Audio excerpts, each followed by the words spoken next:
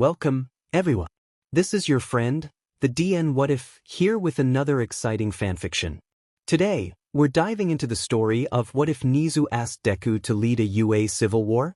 If you enjoy this video, don't forget to hit that like button and subscribe for more fanfiction content just like this. Now, let's get started with the fanfic. Izuku Midoriya, an ordinary student of UA General Education. Just an average person that no one will look twice because he is too plain. But under these disguise is a terrifying assassin that had been working with the pro heroes for about 3 years already. He had multiple licenses under his name that had been in use since then. Currently, he is in Nezu's office playing chess to his secret personal teacher. Izuku's look to his teacher and focus on him. Sensei? He asked while attacking the pawn of Nezu using knight. I would like to ask for a favor, Nezu calmly said as Izuku looked at Nezu with calculative eyes. In just a second, Izuku managed to immediately knew what Nezu wants. You want to ask a favor on blowing up their big head? Izuku immediately said. The Class 3A is getting cocky because they are already in par of a normal hero and was even famous because of the constant villain attack and incident that they got involved, Izuku said and move his bishop after Nezu move his queen. Your deduction skills are getting better each day, Nezu said and chuckled. I have a great teacher, that's why, Izuku reply and smile. Checkmate, Nezu look at the board and indeed, he can't escape those traps that Izuku laid on. They shouldn't let their heads got big. They are still much powerful than them, Izuku whisper. Nezu nodded as they call away the game. What are your plans, Izuku? Nezu asked as Izuku smile.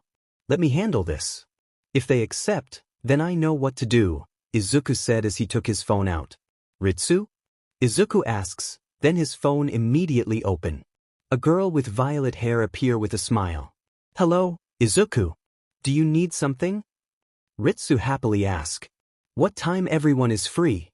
Izuku asks as Ritsu's background suddenly become a matrix with so much information. You're right on time, everyone had at least 15 minutes break, Ritsu said as Izuku nodded. Can you call them all at once using the green wire? Izuku asked Ritsu. Ritsu tilt her head in shock. Oh, this is the first time you're using the green wire. I'm sure everyone will answer. Coming through. Ritsu grin as multiple call got answered immediately. I'm asking something to entertain me, I didn't know I will get it immediately, a grin plastered to his faces after answering the video call. Hello to you too, Karma. Izuku said and sighed. What did you do to Izuku, Karma? Nagisa, who just opened the video call, looked at Karma suspiciously. I didn't do anything. Tell him, Green Bean. Karma complained. That is what you always say when you do something bad, Okuda said, and sighed too. Karma didn't do anything, Manami. Nagisa, don't worry, Izuku said and chuckled. Told ya? Karma said while grinning. After some minutes, everyone already answered the call. Certainly, confused and curious that Izuku used the green wire. Green wire is a call for favors. All of them already use it, and Izuku is certainly the first one to answer that wire. Now, this is the first time that Izuku used the green wire, so it's natural that everyone is curious. Want to teach some cocky hero students? Izuku asked as Izuku heard Karma shouting. Hell yeah. I need my stash of wasabi. Karma said, laughing like a psychopath. Karma no. Isegai, Okuda, and Nagisa said. Karma yes. Karma is certainly cracking as he looked to Izuku. So basically, the favor you use is still for others' sake. Izuku. Sometimes, be dependent to us, okay? Isegai said, sighing to his brothers in all but blood. So, how are we going to settle this? Kataoka asked. Well, Nezu-sensei could help, I guess? And I would like Kakin in my group too. Izuku's eyes shine in admiration as everyone laugh at him. Oh Izuku. Can't contain your simp side. Keano teasingly said while moving her eyebrows up and down. Izuku's blush, which makes the teasing added. Well, if we could be excused to our school's activity, I'm on. Maihara said. Me too. Let's break those brats' bone. Terasaka said grinning. It settles then. We'll wait for your answer. Everyone agrees as Izuku went to look to Nezu. Would you mind pulling some strings and summon the former AC members? I want Katsuki Bakugo in my group too. Izuku said as he smiles brightly. It looks ordinary, and it's his typical $1,000,000 smile, but Nezu knew, the sinister child under that perfect disguise. Izuku is a person who's reliable as teammate but worse than nightmare as enemies. This is the reason nobody wants to make him angry. Consider it done.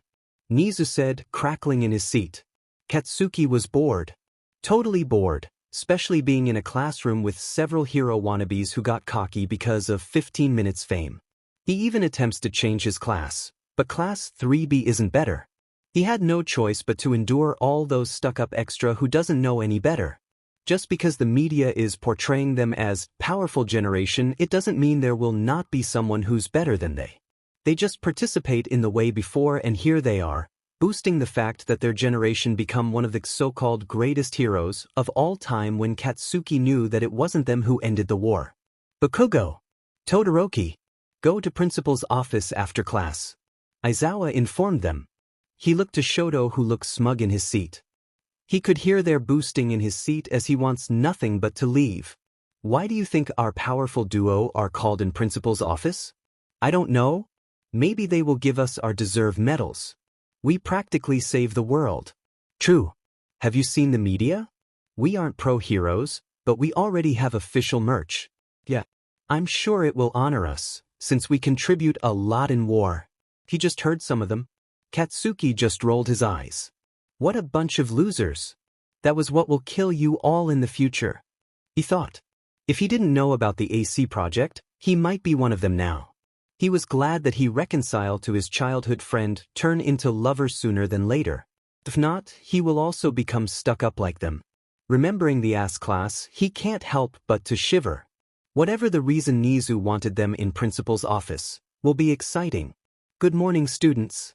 Am I a dog or a mouse or a bear? That doesn't matter, is it? Because I'm the principal. Nezu just appear in front of them as 3 people is inside his office is waiting. One of them is Katsuki. Is there something you want, Principal Nezu? Shoto asked. But his tone is too smug, in Katsuki's opinion. The other person is Kendo, who's also putting an arrogant demeanor. Well, this second final exam is getting near, that's why I summon you 3 here. Nezu smiled as he drank his tea and looked to them. You may enter now, Mr. Midoriya. Katsuki immediately got interested as he looks to Izuku who brightly smiled to them. Hello. He happily said and sat next to Katsuki. Izuku eyed him not to react as Katsuki immediately deciphered his look and smirk. This is getting interesting. Katsuki thought as he grins.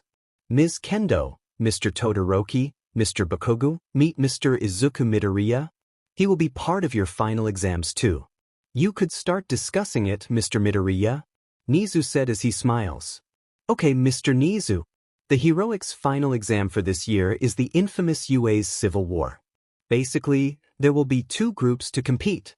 One is heroes and the others is villains.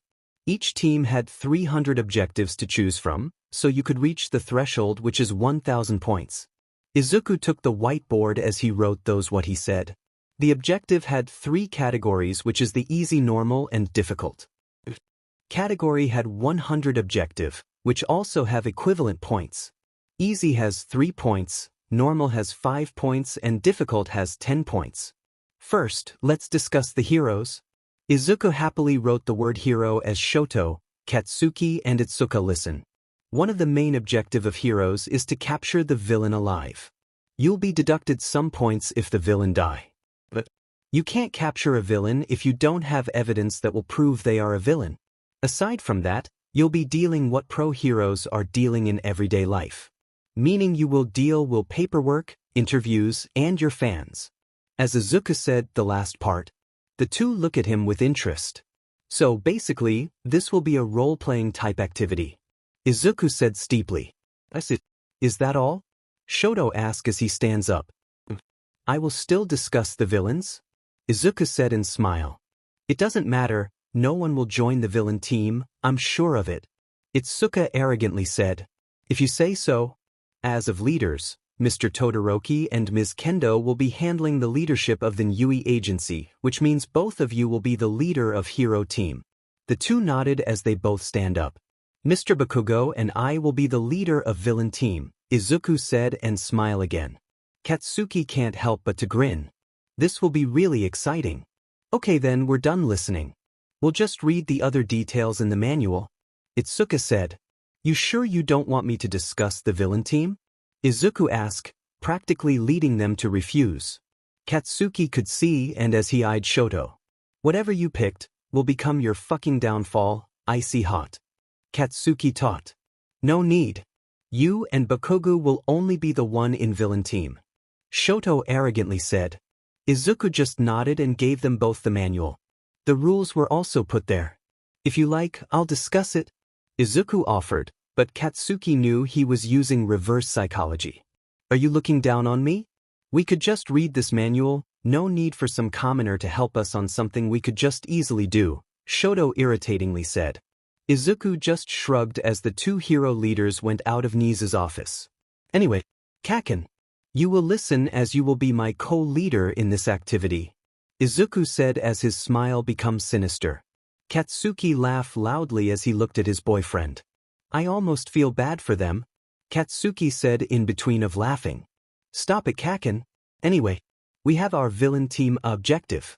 Aside from that, which is the most exciting part is, we could do the hero's objective too, so they wouldn't have any points. And I'm certain Karmakuen will saw this loophole seeing this rules, Izuku said as he laughs. Aside from that, the whole AC will be under our leadership, adding Shinso and Hatsum in our group. Too bad, I'm sure they wouldn't see those loopholes where they could ask other course to be part of their group. Izuku said as Katsuki laughed. This is really going to be exciting, Katsuki said and grinned. Yeah, right. I request for your costume. We'll have 1 month preparation for the exam. This will be as realistic as possible, Izuku said as Katsuki nodded. The two discussed the rules and all the loopholes Izuku saw in the rules. And they will take advantage of it. Glad to be on your fucking team. Katsuki laughed as he saw how many loopholes did Izuku found just for the game. So why not come with me and invite 3 people from other course? Izuku asks with grin. I'll pull a string to request all these people from their schools. I'm genuinely thankful for your help, Izuku, Nezu said as Izuku smiled. Heroes help people. And I would like to make them a proper hero. Not like those heroes that cowardly retired and backed down after when the war raged. Izuku said as Nezu nodded. Let's go, Kaken. Izuku happily said and dragged Katsuki out of the room. Shoto went back to the classroom, looking really arrogant. Even the way he walks, especially he was being stared by the other students. He looked at his watch and saw it's already lunchtime, that's why there are numerous students.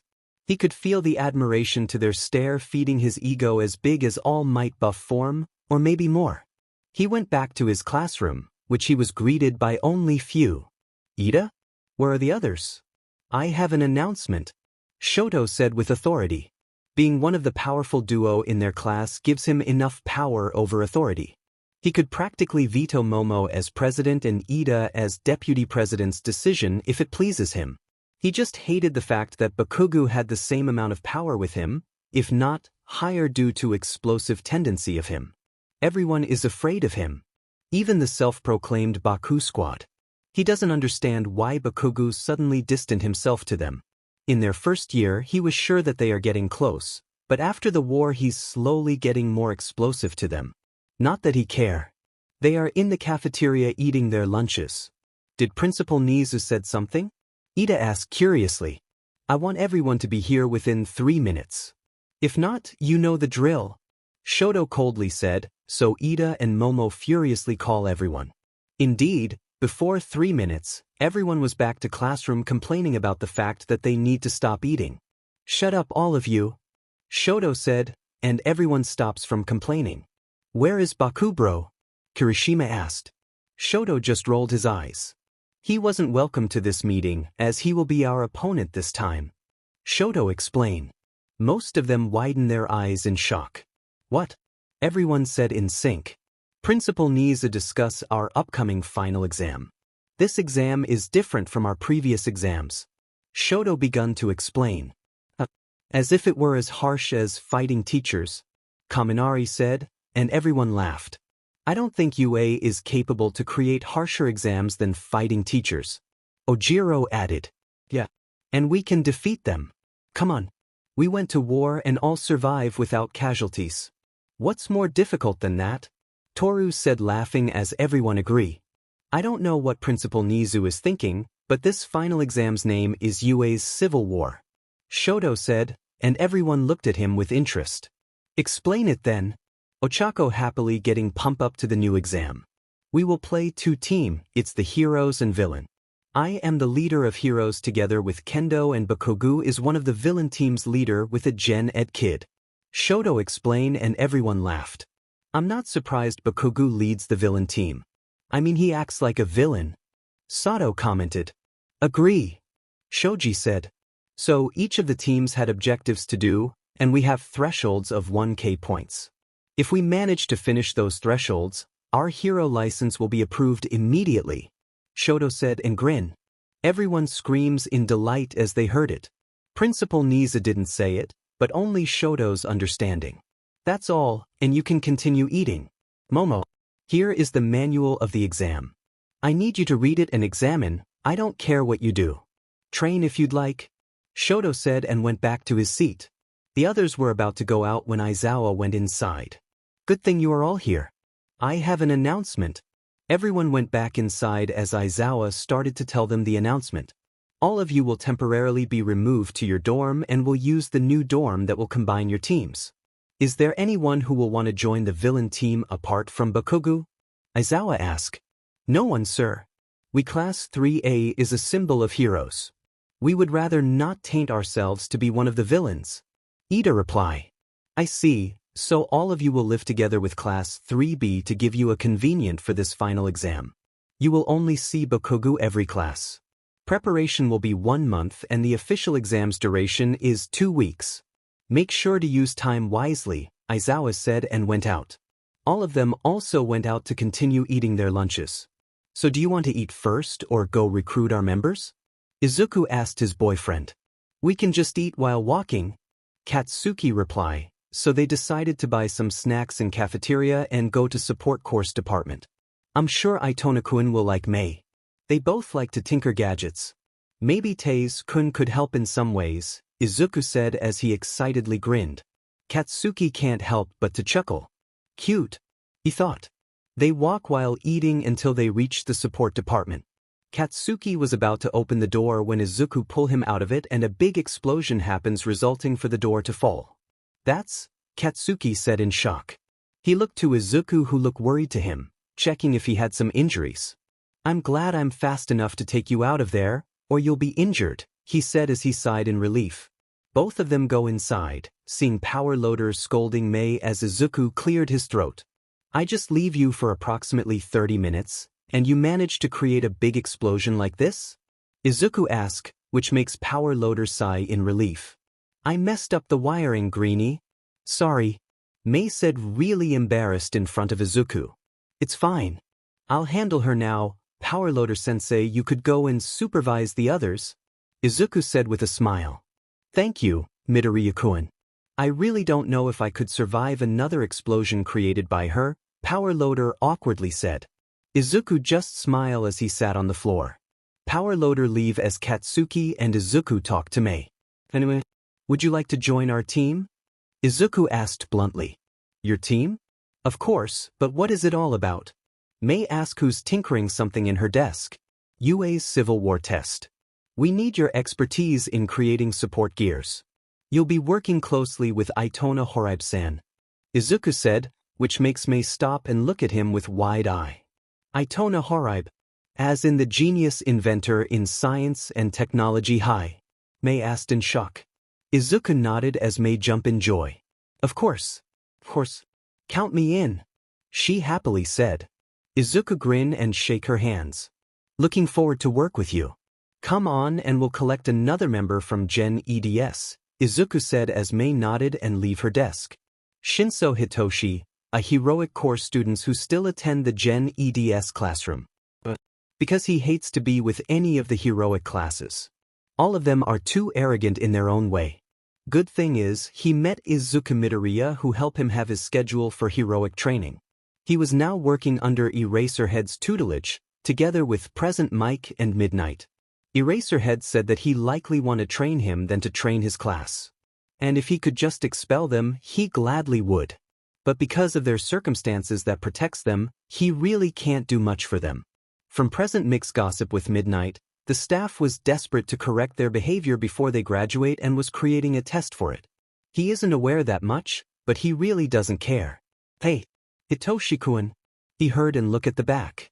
He saw two people at Izuku's back and is confused. He just went to him as Izuku smiled to him. Hey, Hitoshi, this is Katsuki Bakugu, my boyfriend and Mei Hatsum. Izuku was stopped by Mei, who giddily shake his hands. I'm Mei Hatsum, future owner of Hatsum Industries. Pleased to meet you, she said. Hello. He asked confused. What's happening, Izuku? He asked. I'm inviting you to join us in beating heroic core students' asses, Katsuki bluntly said, which makes Hitoshi look at him. Huh? He asked. We will have a UA civil war. Heroes versus villain is the team. Kaken and I were assigned as villains together with some students from other schools. We are assigned to correct the behavior of hero core students using this test. Will you come with us? He asked with hope in his eyes. Was he also a hero core student? Hitoshi confused to what's happening. Yeah, but I already correct his behavior long time ago. Izuku said and grinned. Hey, Katsuki complained, making Mei laugh. Well, sure. It will be a good experience too. Shinso said and nodded. Okay. I'll just ask Sage-kun for a business course, so we will have students for each course. Can I have your number? I'll put you to a group chat. Izuku said. The four exchange numbers as Izuku created their group chat. UA's villain team. Izuku Midoriya added Katsuki Bakugo, Mei Hatsum, and 29 others. Izuku Midoriya set his nickname to Cryptid. Cryptid at everyone change your nickname to villain names you want. See you in 2 days. Katsuki Bakugo set his nickname to Gim. Karma Akabane set his nickname to Chaos. Nagisa Shioda set his nickname to Snake. Kid Keano set her nickname to Facade. Yuma Isegai set his own nickname to Null. Taiga Okajima set his own nickname to Void. Hinata Okano set her own nickname to Red. Manami Okuda set her own nickname to Chemical. Megu Kataoka set her own nickname to Lady Killer. Yukiko Kanzaki set her own nickname to Player. Masayoshi Kimura set his own nickname to Curse. Hinano Kurahashi set her own nickname to Ladybug. Sosuke Sagaya set his own nickname to Tainted. Tamahito Sujino set his own nickname to Butcher. Koter Takebayashi set his own nickname to Demolish. Hitoshi Shinso set his own nickname to Toxic. Ryanosuke Chiba set his own nickname to Poison. Ryoma Terasaka set his own nickname to Berserk. Ryo Nakamura set her own nickname to Dame. Kiraka Hazama set her own nickname to Darkness. Rinka Hayami set her own nickname to Vision. Samaire Hara set her own nickname to Slaughter. Yuzuki Fuwa set her own nickname to Deduct. Hiroto Maihara set his own nickname to Gun. Koki Mimura set his own nickname to Knife. Takuya Muramatsu set his own nickname to Lethal. Itona Horaibe set his own nickname Shame. Toka Yada set her own nickname to Luxter. Taze Yoshida set his own nickname to Chain. Mei Hatsum set her own nickname to Jazz. Ritsu set her own name to Knowledge. Knowledge, Ritsu, hello at everyone. I download the Ritsu mobile to everyone here and immediately hack the phone of our enemies. Izuku, do you want me to gather all the information about them? Cryptid, Izuku sure, Ritsu, thank you. Facade, Kid, can't wait to meet the new members. Smiling face with hard eyes, smiling face with hard eyes, smiling face with hard eyes. Dame, Nakamura, me too, smiling face with hard eyes, starstruck. Null, Isegai, at everyone make sure to bring all your things since we will stay at UA for 1 month and 2 weeks. Bitch Sensei and Karasuma Sensei will also join us. Void? Okajima, really? I thought both are busy? Chaos, Karma, of course it's the rat god's doing. Snake, Nagisa, don't start anything Karma. Chaos, Karma, how about a no slightly smiling face, slightly smiling face. Snake, Nagisa, grinning face with big eyes, grinning face with big eyes. Cryptid, Izuku Karma no. Chaos, Karma, frowning face, frowning face. Jazz, May, I also can't wait to meet all of you, especially Itonasan starstruck. Berserk, Terasaka why that bastard? Pouting face. Kim, Bakugu, she's an inventor expressionless face. Chaos, Karma. I didn't see you there Bakugo slightly smiling face how are you smiling face with smiling eyes. Kim, Bakugu fucking exhausted to those extras. Cryptid, Izuku Kaken. Don't worry smiling face with hearts. Dame, Nakamura, we will give them a lesson they wouldn't forget smiling face with hearts. Facade, Keep beaming face was smiling eyes and I'm excited to it. Hashtag no to big melons. Chemical, Okuda, how did you even relate it to this? Grinning face with sweat. Facade, Keed it's a talent. Manami beaming face was smiling eyes. The chaos just started to the group chat of their villain team as the UA staff started to prepare too. From the dorms, to the location and resources. Everything is under process. What do you think, Aizawa-kun? Nezu asked while overviewing the whole place. I just hope they really learn something from this, Aizawa tiredly said. Indeed, Io Izuku again, Nezu said in sigh. Tadami Karasuma sighed as he got the memo from Nezu. He just leaned his whole body in the swivel chair as he closed his eyes. Karasuma, he heard Irina and looked to her. What happened? You look exhausted? Irina asked as she closed the gap she had to Karasuma. She plays his necktie as Tadami sigh. Principal Nezu of UA is pulling some string in favor of Izuku, Tadami said as Irina widened his eyes. Izuku? Are you sure about this? Did I hear it right? Irina asked in shock. Tadami just nodded. The UA is getting desperate on correcting the behavior of heroic class. He asked for Izuku's help. The child. He uses some favors again to help others. Besides, I can deduct already what's happening, Tadami said. Irina looked confused and sat to the nearest chair. Izuku. After that incident, we never really grasp how his brain works, Irina quietly said.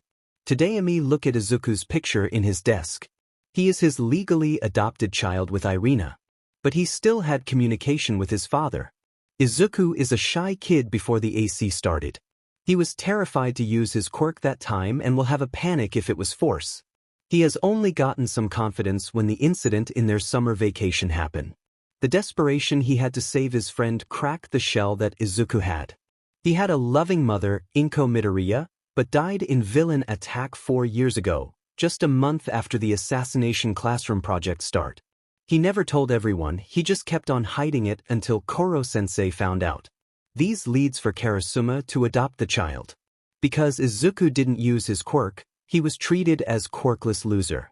And Tadami knew how bad Izuku's situation will become if he was put in foster care. Not that he wanted them to know he cared, but he doesn't have a choice.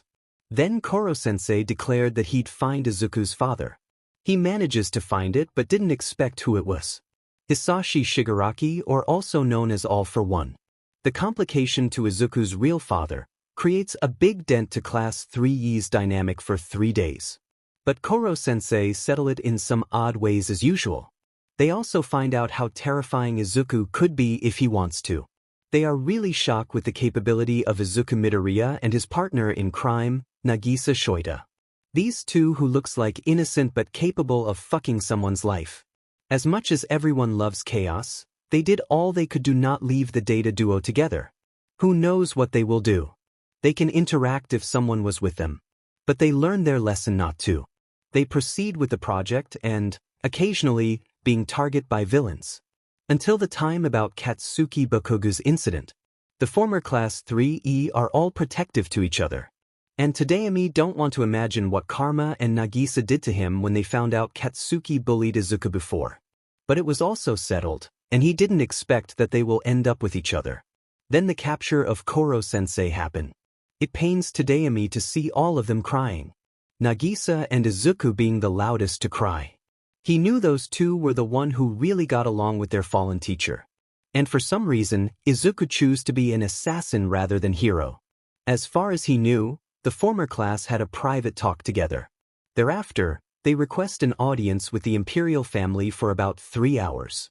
That was the time Tadayami realized the imperial family wasn't a figurehead anymore. That they had enough power to veto the HPSC if it pleases them.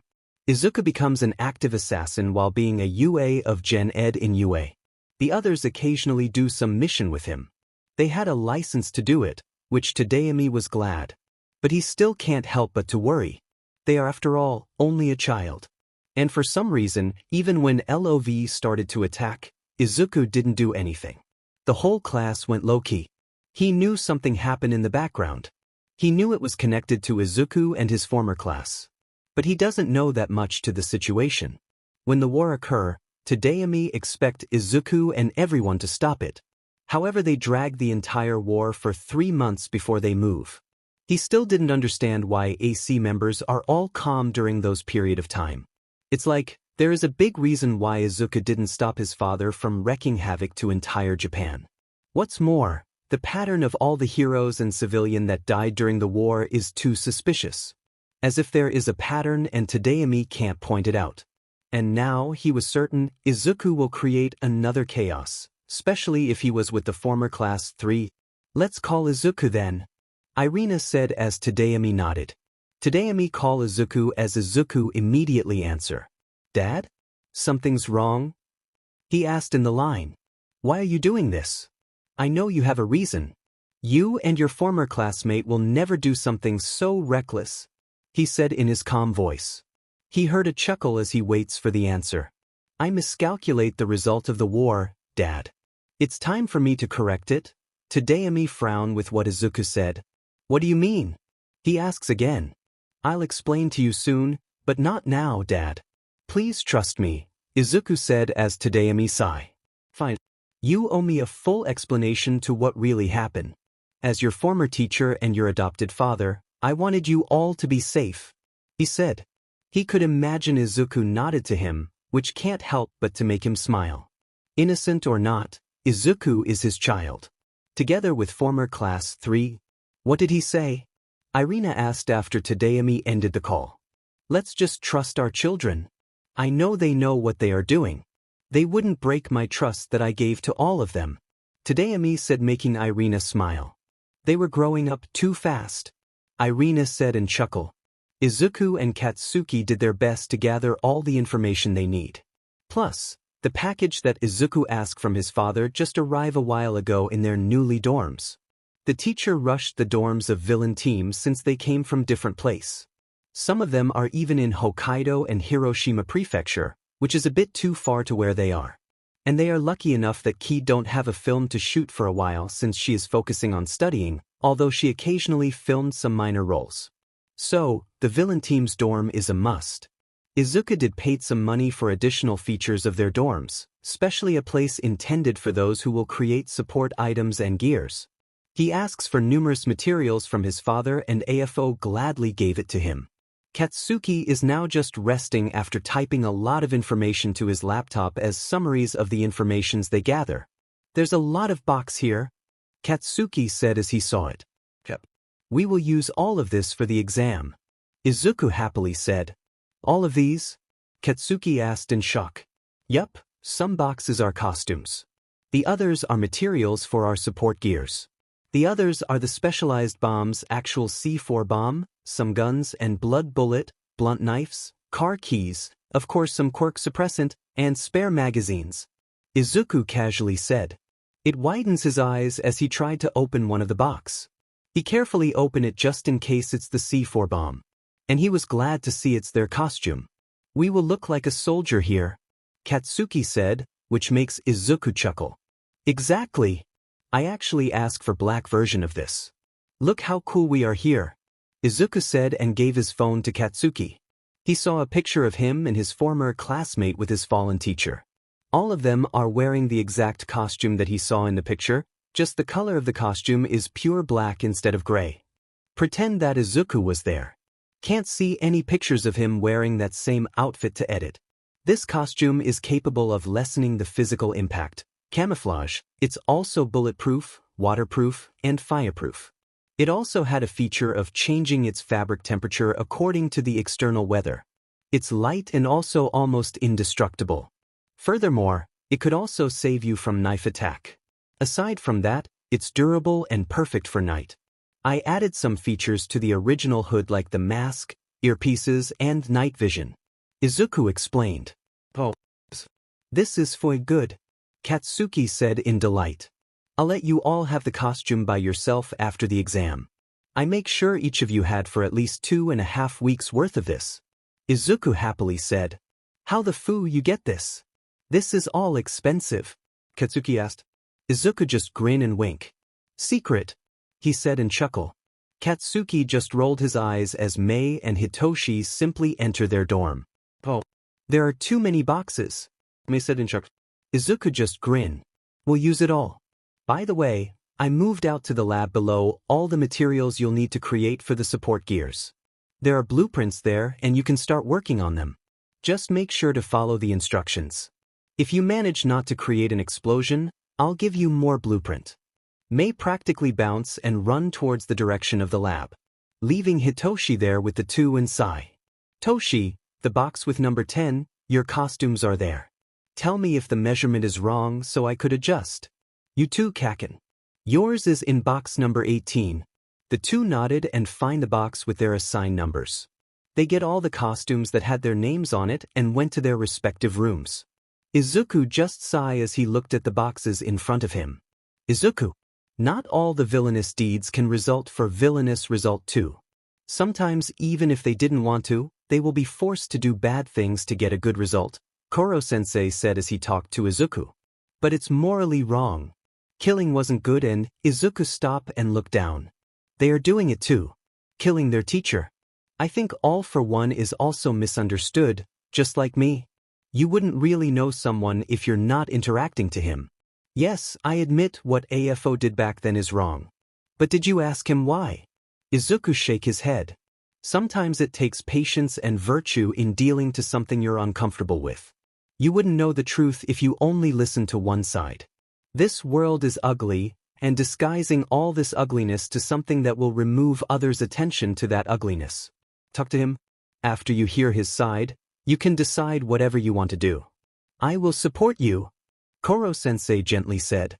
Izuku, are you really going to listen to this man? He is killing everyone in this war. Many innocents already die, Kid worriedly said. There might be a reason why Izuku told us not to engage. Karma said, both him and Isegai looking at Izuku with seriousness. Nagisa, who was next to him, is looking at him with worry. Koro-sensei once said, I should listen to both sides before deciding what to do. I wanted to know first why he was doing this. All for One is a good father. Not just for me but for the other members of LOV too.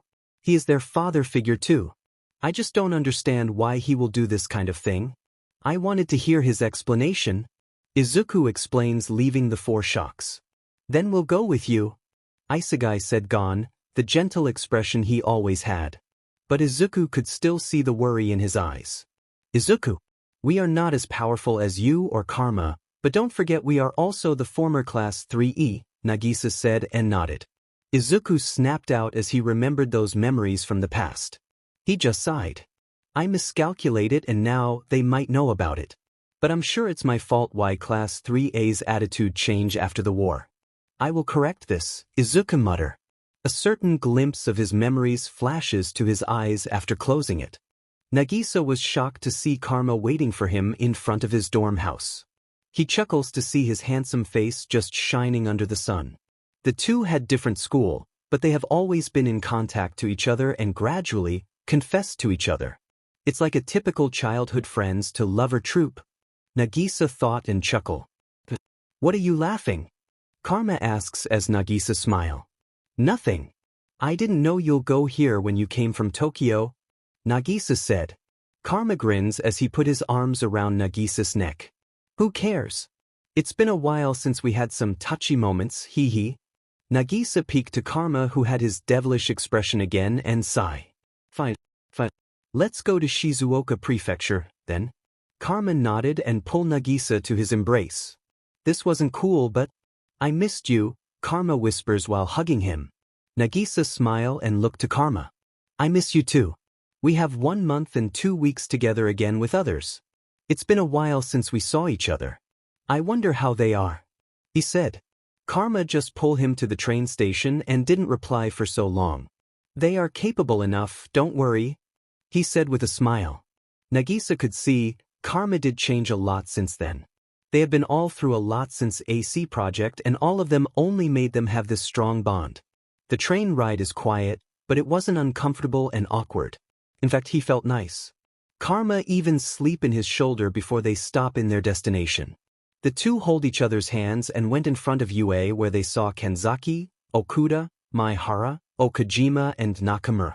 He laughed to see how Nakamura scolded the fact that Okajima brings some perverted magazine. But Okajima told him that it was Koro-sensei's favorite magazine, so he brings it with them. This earns this more scolding by Nakamura.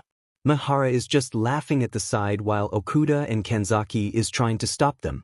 They are all in their school's uniform and all of them are wearing different one, so in others' perspective, it was certainly weird. Hey everyone! Nagisa happily shouted. All of their attention went to them as Nakamura looked at them mischievously. Oh, one of our couples is already here. Did you do some lovey-dovey moments when you meet again? Come on, tell me. Nakamura squeals as she looks at them, which makes Nagisa blush in embarrassment. Karma also joined Nakamura in teasing him and even shamelessly lie to what he did. Do you know, I even bring some female clothes for Nagi-chan and Izuku-kun. Nagisa heard from Karma earning him some punch from embarrassed Nagisa. He knew, the two is planning something against him and Izuku.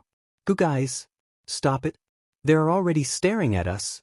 Okuda anxiously said, putting her two hands closely together in her mouth. She was looking left and right. Who cares? Karma devilishly said, earning him a pinch to his ear. No more mess to create, Karma-kun. Nagisa said. Karma just grumpily let Nagisa pull him as he crossed his arms. After 30 minutes, they all got together again. Some were talking, laughing and catching up. All of them went there in uniform as they wait in front of UA. Some bystander is even confused why they are all there waiting. That's until Aizawa Shoyuda with Katsuki and Izuku went to them. It's been a while. How are you? Karma immediately goes to Katsuki and put his arms to his shoulder. Foo off, Katsuki said, brushing off his arm. Don't be so rude. It makes me feel like we don't have some history, Karma devilishly said. It's weird hearing that coming from your mouth, Karma, Fua said, trying to stop herself to laugh. Agree, Keano said, and everyone laughed. Katsuki was embarrassed, but attempted to hide it. But Karma is just as shameless as he was and laughed with them. Follow me after wearing this, so you could go inside. Aizawa tiredly said and gave them a pass. Isegai immediately took the pass and distributed it to everyone. Same Yuma as always, Kataoka fondly said. Indeed, Kurahashi replied with the same fond tone. All of them really missed this kind of environment. All of them, together again, is kind of nostalgia. Nakamura and Karma started to tease Katsuki, who really looking embarrassed as the two could poke his weakness. Good thing is Nagisa and Isegai were there to control the two who wanted to start another chaos. They ride a bus after they went inside. I asked for Nezu-sensei to put our dorms far from main building and dorms, so we could practice using C4S and bombs. Dad and Irina-sensei will be here to help, Izuku said, which makes sense to everyone. Was that against the rules? I mean, it will be unfair that adult will help us, Kanzaki meekly asked. It said in the rules. Any parties were forbidden to ask for UA teachers' help for the test, Izuku said and grinned. That's the loophole. Karma grinned and everyone looked to him. First loophole, we can ask teachers or adult who is not a UA teacher. Second, we could still ask for the UA teachers to help, just don't tell them you wanted their help for the test. Meaning, we could just create some excuses to ask help to them without mentioning the test. Karma explained and everyone grinned. Aizawa just chuckled and confirmed that they can do that. We'll read the rules later. And we also have some objectives, right? How bad it was? Isegai asked. I'm sure it wasn't bad. It might be in borderline of villainous deeds. I'm sure the Brain Squad will find a way to twist those. Terasaka said casually without saying it in arrogant tone. It's like he trusted their set of skills but also didn't overestimate it. Right? We have Karma, Koto, Ryo, Nagisa, Izuku, Manami and Horaibe as the brain squad. And most of us had numerous skills too. The best way we can is not to underestimate or overestimate them. Ritsu, Sugino said, and Ritsu appeared to his phone. Yes, Tamahito-kun? Ritsu asked with a smile. Did you have our opponent's information? He asks and Ritsu nodded. It was already compiled by Katsuki-kun in his laptop. Complete information with Izuku's analysis. Ritsu reply. That's too convenient. Teisei said grinning. The dorm is still a bit of a mess after the things we need arrived yesterday. And I listed all of them, Izuku sheeply said. It's fine, we will just clean it after we arrive. They reached their dorm, and certainly, it was bigger than the dorms they passed by. It still looks like the other dorms. But for them, who was trained to observe and calculate even the slightest difference of things, their dorm is bigger than the others. It was also a bit secluded since they passed a forest. Some of them reminisce how secluded they are in Kunojigaoka Junior High. Izuku. Nagisa went to Izuku as he gets his attention. Yes, Nagisa-kun? He asked. Did you pay some money to create this? Nagisa accusingly asked. Izuku just smiled and nodded. It's nothing compared to the memories we will do inside. I want everyone to be as comfortable as I could. It's a once-in-a-lifetime experience, so why not go all out? Money wasn't a problem to me. Izuku explains. Nagisa sighed looking at his best friend. You don't have to, you know? All of us here already been in the lowest of low. Nagisa said, but Izuku just smiled. But it doesn't mean we need to endure it. We are the proud legacy of Koro-sensei. He gently said and tapped Nagisa's back before he leaves. Most of them started to settle, and when they finished, Muramatsu at Hara immediately took the cooking duties. The former class 3E met Hitoshi and Mei when they finished packing up their things. Their dorm room is definitely made according to their taste, and all of them are grateful to Izuku's consideration. Did we have some shooting place here, Izuku? Chiba asks quietly. He was followed by Hayami, who still looked professional as always. Yes, of course. We have 2 shooting place. One is in the basement and the other are in the backyard. I made sure we can practice hand-to-hand combats too and using bombs. Izuku said, and Chiba smiled lightly, thanking Izuku for his consideration. The 2 picked up some sniper guns and went to the basement. The others help Izuku to store their things in the storage room, and some of them are decorating their common room. They all interact casually and make sure Hitoshi and Mei will feel welcome with them. Hey, Ryoma-kun. Izuku shouted to grumpy Terasaka that just resting in one of the couch. Yes? He asked. Oh, can you teach some boys how to drive? There are some objectives here like creating a car chase with 10 peoples or above.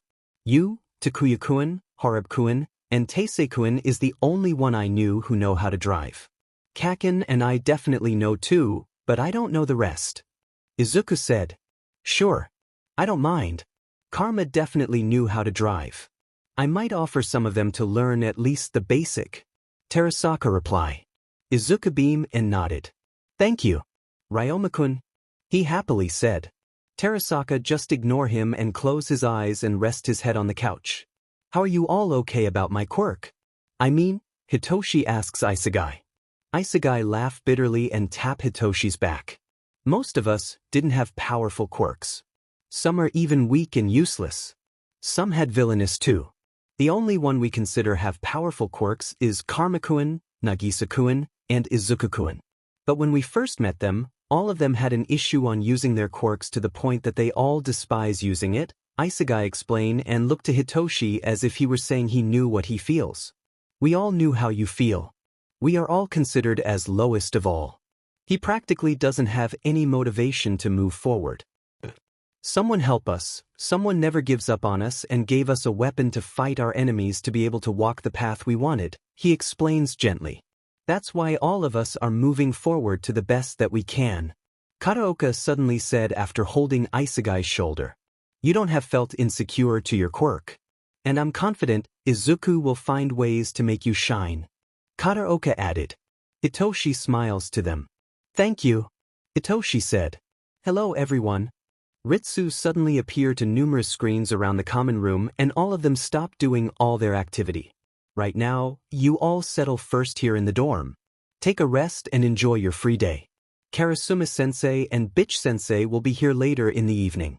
Meaning, we will start training tomorrow. And Karasuma-sensei told me that you all need to start to call everyone using the code names you choose for your villain persona. That's all, thank you. Ritsu happily said and everyone nodded. Oh. Some of us are really not good at memorizing. Yada said in sigh. Why not use a simple way? Narakamura said while grinning. What's your suggestion then? Keano asked. Simple. Name tags. Nakamura happily said. Most of them widen their eyes and look at her with disbelief. Seriously? Sugaya asked in shock. We're not kids anymore to use it? Kimura said in embarrassment. Come on, similarly to when we place code names? But we could customize our nameplates like the one that service crew use in fast foods. Nakamura explained. That's not that bad. Nagisa said and nodded. They both to that and majority did agree as long as it wasn't that big. Izuku did help to create those nameplates for everyone. Alright, treat this as a real battle. We'll make them learn a lesson they wouldn't forget. Karma declared. Cheers started to get louder because of it. After everyone clean and decorate their new dorm, some of them decided to warm up. Izuku told Katsuki and Hitoshi to actually take a spar to some former class 3, and most of them gladly teach the two some good fighting techniques and even some useful advice. All in all, their first day is pretty eventful and definitely a productive day. Izuku, Karma, and Nagisa are all in the common room, all reading the rules and mechanics of the test. Karma certainly finding some rules to bend and loopholes that putted to the manual. This is pretty contradicting, Nagisa said, and the two went to him. Where? Izuku asks as Nagisa pointed. One of the objectives under difficult is sabotage the other team by making their 4 objectives. This would fall out in easy task if not for these rules. Nagisa flipped the book in rules and pointed out rules. The team would not be allowed to do any villainous objectives for hero teams and heroic objectives for villain, or they will have their points reduced to their overall score. How are we supposed to do this? Nagisa asked. Indeed it's tricky, Karma said, and looking to the rules and objectives repeatedly. Well, the two looks to Izuku, who's grinning. Do you have a solution? Karma asked. Izuku nodded and pointed out another 2 objectives. Make 10,000 yen for span of 2 weeks and buy a stock in market? Nagisa asked when it pointed out. I did overlook the rules. Karma chuckled. Do you have someone from business course? Karma asked Izuku grin because he already knew that Karma get what he was thinking. Still don't get it, Nagisa said and frowned. Simple, we will create an alter ego. Another identity out of our villain identity. A businessman. Using this identity, we could take this objective to them. Karma said and pointed out some objective of hero team. Create a fundraiser for Mustafu Orphanage. Donate in charity. Have partnership in the biggest support tech company. Accept an interview from media. Why does this test become more and more like a mind game? Nagisa asked, which makes Karma and Izuku laugh. Because it is. They based this test to the old system. Meaning, the rat made this as realistic as possible. Just look at how wide the participant is. All the business course, support course, and even general education course will partake the test. Some of them acquire a role like police officers, councils, medias, even the hospitals and businesses will be open inside, Karma explained. Just looking at the objectives, he was sure of it. As you can see, in objectives, this is what occur before. And the fact that we have experience in the field, particularly in underground, makes us a villain with wits and system. Some villain organization before that we partake to destroy. Izuku said as Nagisa soak all the information immediately. I see. So Nezu wanted this to happen not just for them to learn a lesson how hard becoming a hero but also open their eyes on how the society could be cruel, Nagisa concluded. Indeed. And, I'm quite curious to this civil bot. Do you think it will be good if we create some sort of narration? Izuku asked. Yeah, that's good idea. We can manipulate this test a bit. Like the Demon City. We can base the narration there. Karma suggested. Wait, I'll just call Kirara-chan. Since she likes novels with touch of darkness. Izuku said and grinning. Ritsu-chan, did you put notes to the discussion? Karma asked. Then, Izuku is now calling Hazama to join them in the discussion. Of course. Izuku-kun did tell me to take notes of any discussion related to this test. Specifically asked me to spy the other team's dorm too. Ritsu said. Karma grinned and praised Ritsu, which makes her giggled. After a while, Kirara joined them and create a beautiful narration inspired to Demon City. A city that HPSC abandoned for some reasons that they can't tell to the public. Not knowing, they just wanted to hide the inhumane experimentation that occur in the city. As the city gets abandoned, a group of people called 3E monopolize the city by helping them. After several years, the HPSC is enough and send fresh graduate heroes to the newly built agency. A villain group also had a partnership to the 3E who's leading the city to be able to do their crime, Nagisa grin looking to it. With this, the public opinion to the heroes will drop. Aside from that, the other objectives will become much harder for them to finish. Karma said and laughed. Indeed, I'll go back to training, Karma-kun, Nagisa-kun, Izuku-kun. See ya. Hazama said and went back outside. Then the food finish and all of them eat together in common room. We'll discuss more about this. But I think I'll talk to Sage later. He told me he'll be late on moving here. Izuku said to Karma. Why? He asks while eating. He told me he would recruit people from his courses, as many as he could, to help. And from the solution we come up a while ago, we will need more business courses than I thought. Izuku explained. Karma nodded as they continue to eat. So guys, we decided that we need a company for this test. A real one. Since some objectives have some real money involved. Izuku explains to everyone after their lunches. We need someone who could look cold and professional but will be able to handle the company. Izuku said. Some look to Hayami and some look to Yoshida. Well, Hayami sigh and raise her hand. I volunteer for this. But if it's okay, I want Taisei-kun to help me here. I'm not that good when it comes to business related. However, I could keep my composure enough to fit the roles. And with Taisei's knowledge to business, since they have a motorcycle company, Hayami said with a smile. Are you sure about this? Izuku asked and Hayami nodded. Yes, she said. I think Takuya, Yuma, or even Horibe will also be with the two of you. Karma said and everyone looks to him. Why? Itona asked looking to Karma. The company we will build is related to tourism and entertainment luxury. It means it involves money, technology, and food. Hatsum-san could also be added to this group who will handle the company. Karma said, and everyone nodded in affirmation. I'll help them, Muramatsu said with a smile. Isugai, Itona, and Mei did agree to help them. We'll just start tomorrow on calling ourselves in our villain name, since the nameplates are still not yet finished. Karma declare. Then Izuku proceeds on telling them about the narration he will ask to be added in the test tomorrow. And everyone agreed.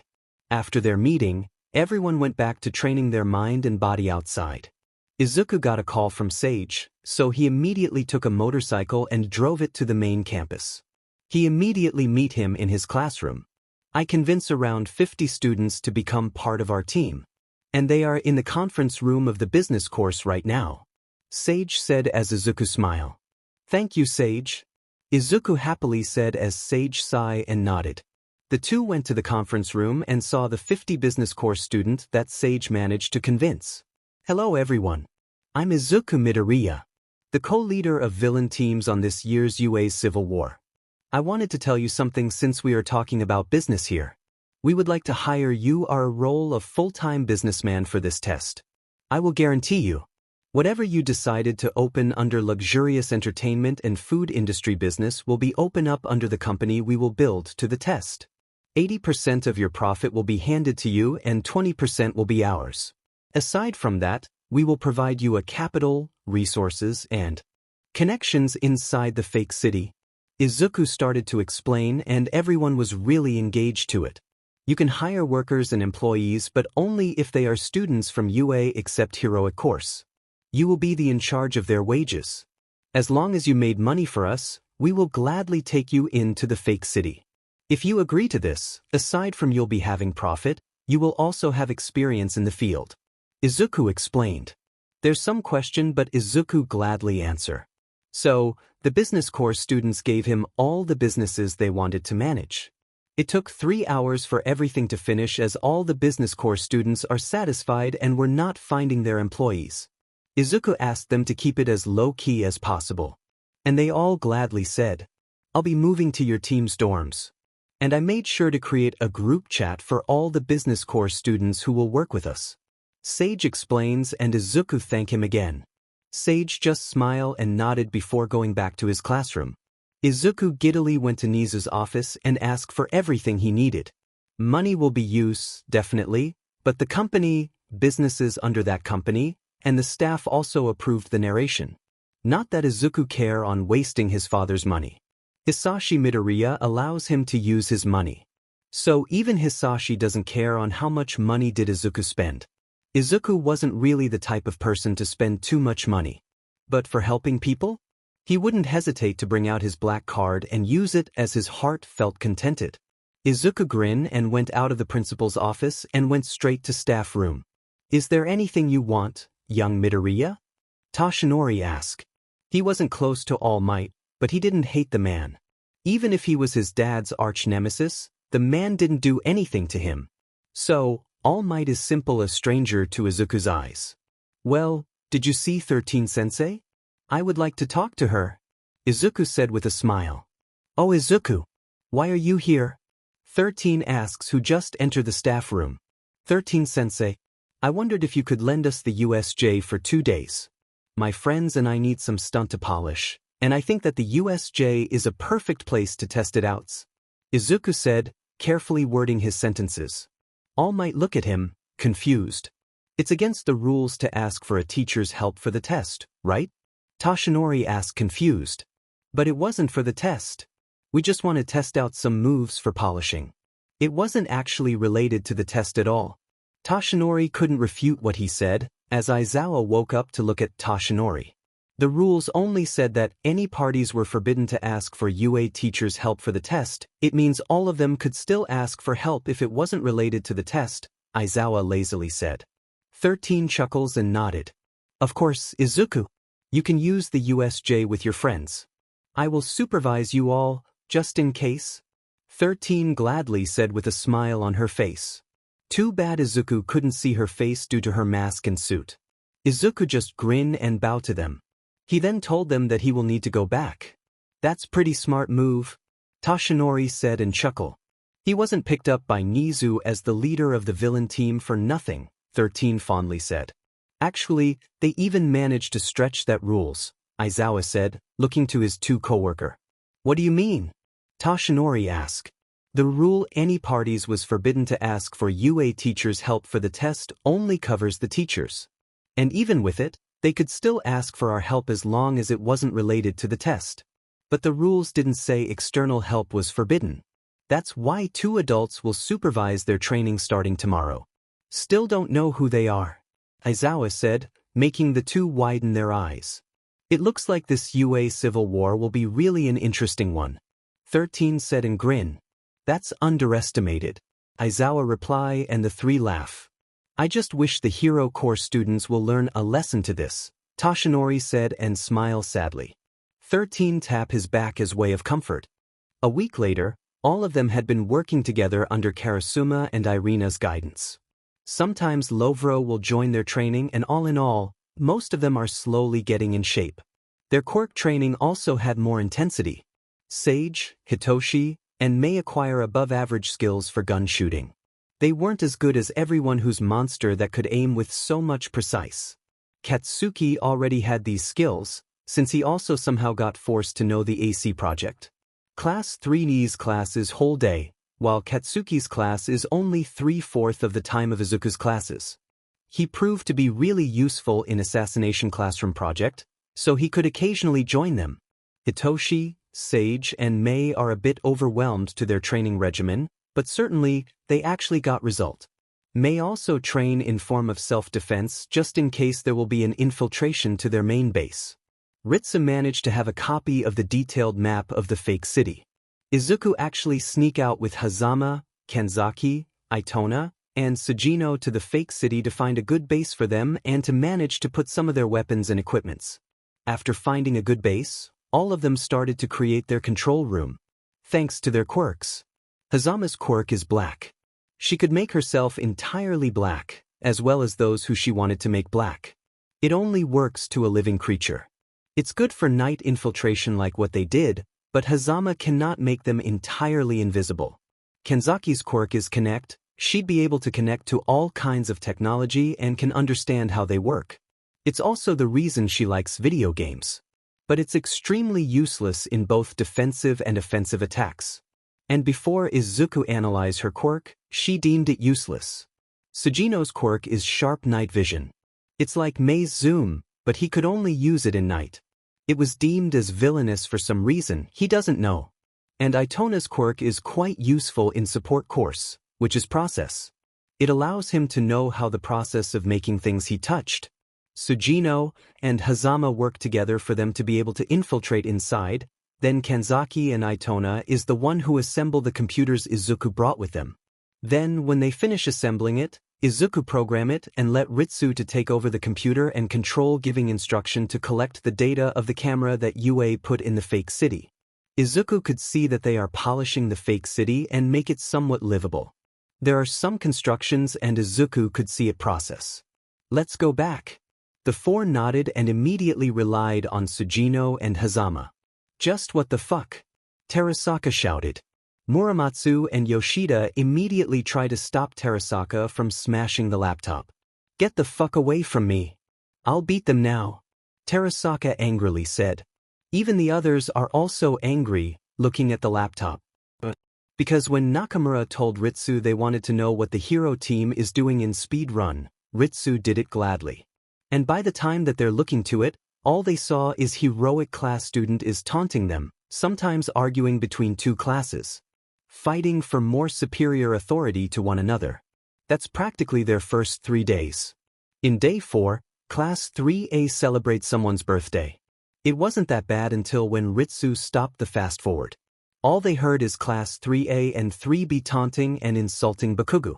Both Bakugu and Terasaka exploded, but good thing is Hitoshi managed to brainwash Katsuki. Are they serious? Okano asked in disbelief. This will be their fall if UA continue them to behave like this. Hara said inside.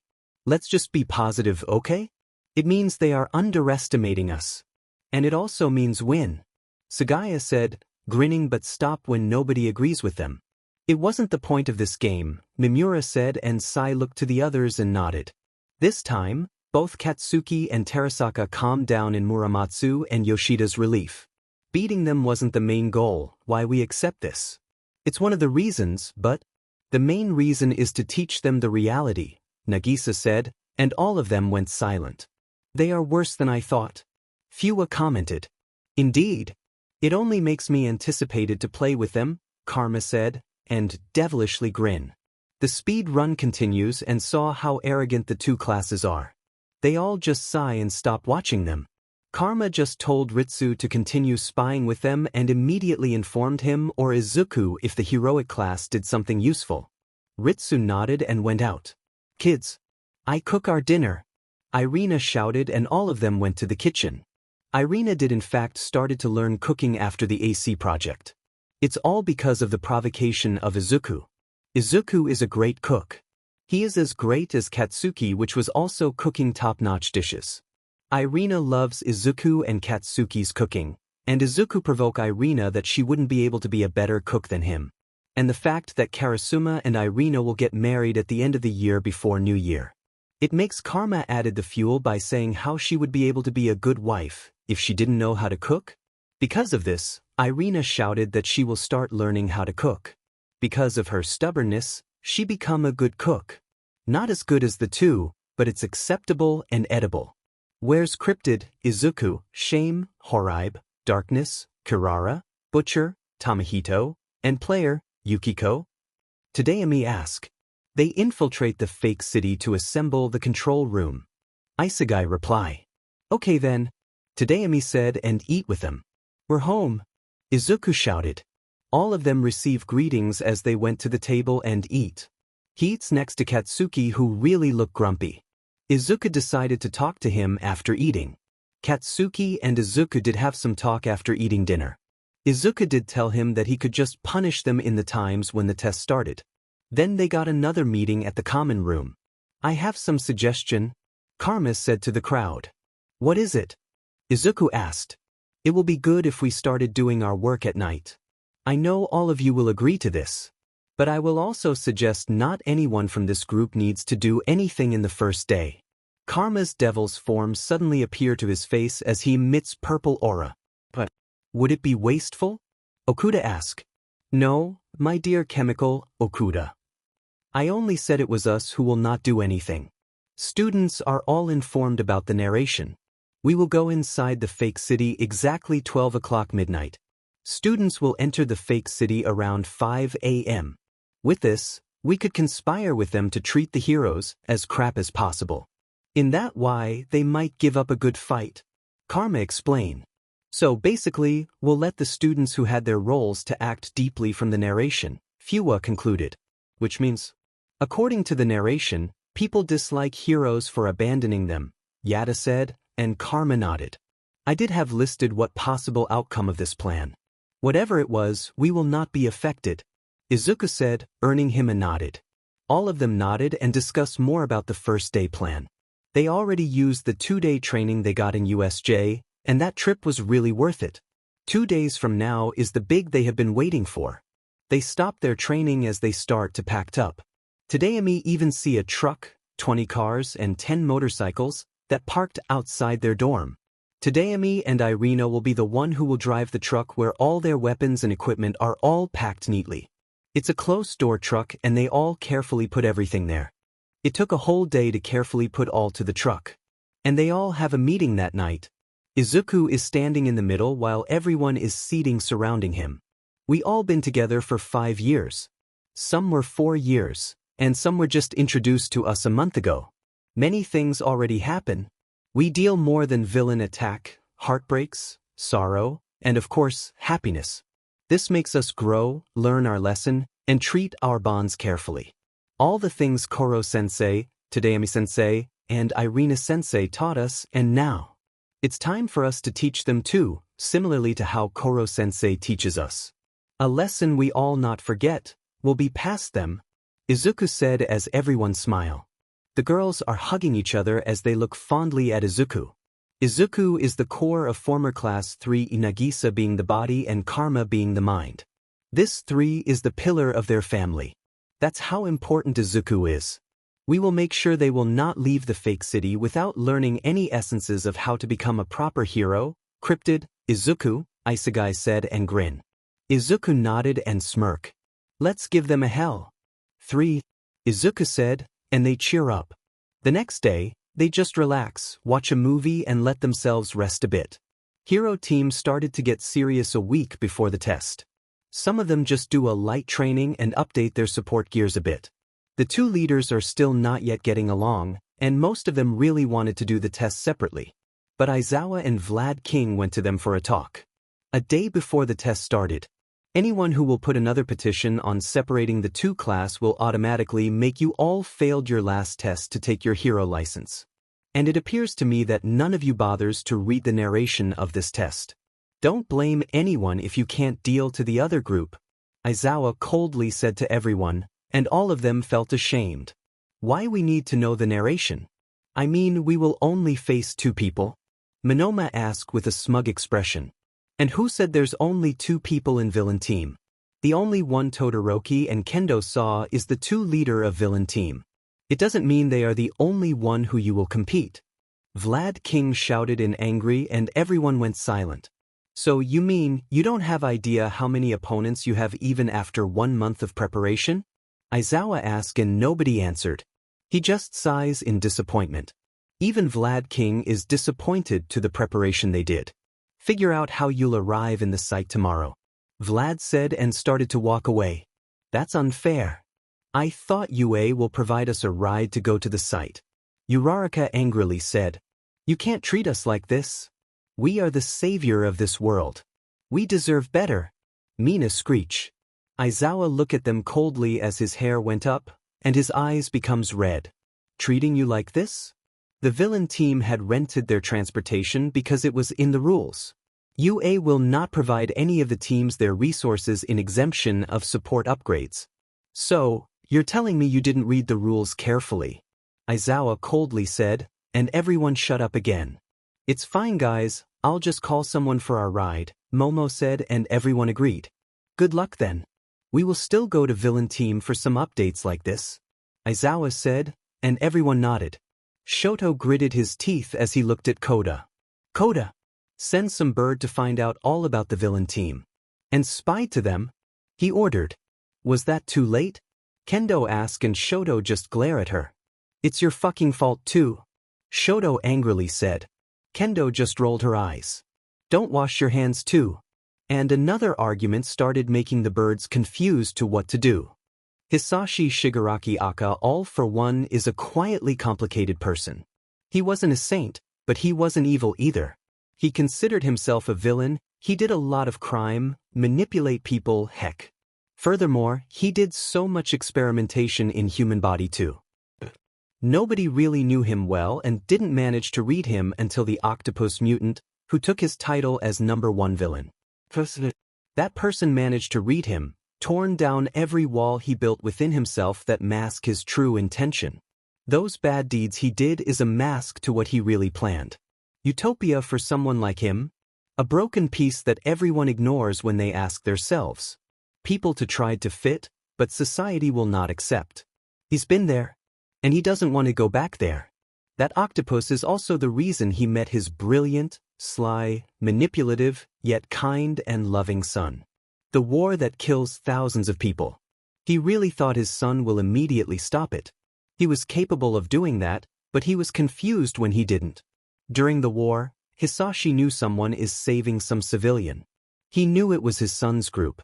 It's like they let control chaos to occur. They let those they want to be killed and save those that they didn't want to. He still doesn't know the reason, but who is he not to continue it? Then after the heroes really look like going to lose, their groups stop him immediately. Just like his prediction on how easy it would be if Izuku wanted to stop him. He stopped the war within half an hour, battling with him without creating much damage than it was. After the war, both of them lie low. But this month, Izuku certainly will be creating a war, and he was excited to see it. Today is the day that they will go to the site. The villain team didn't sleep at all and was now grinning. Exactly 12 o'clock midnight, they entered the site.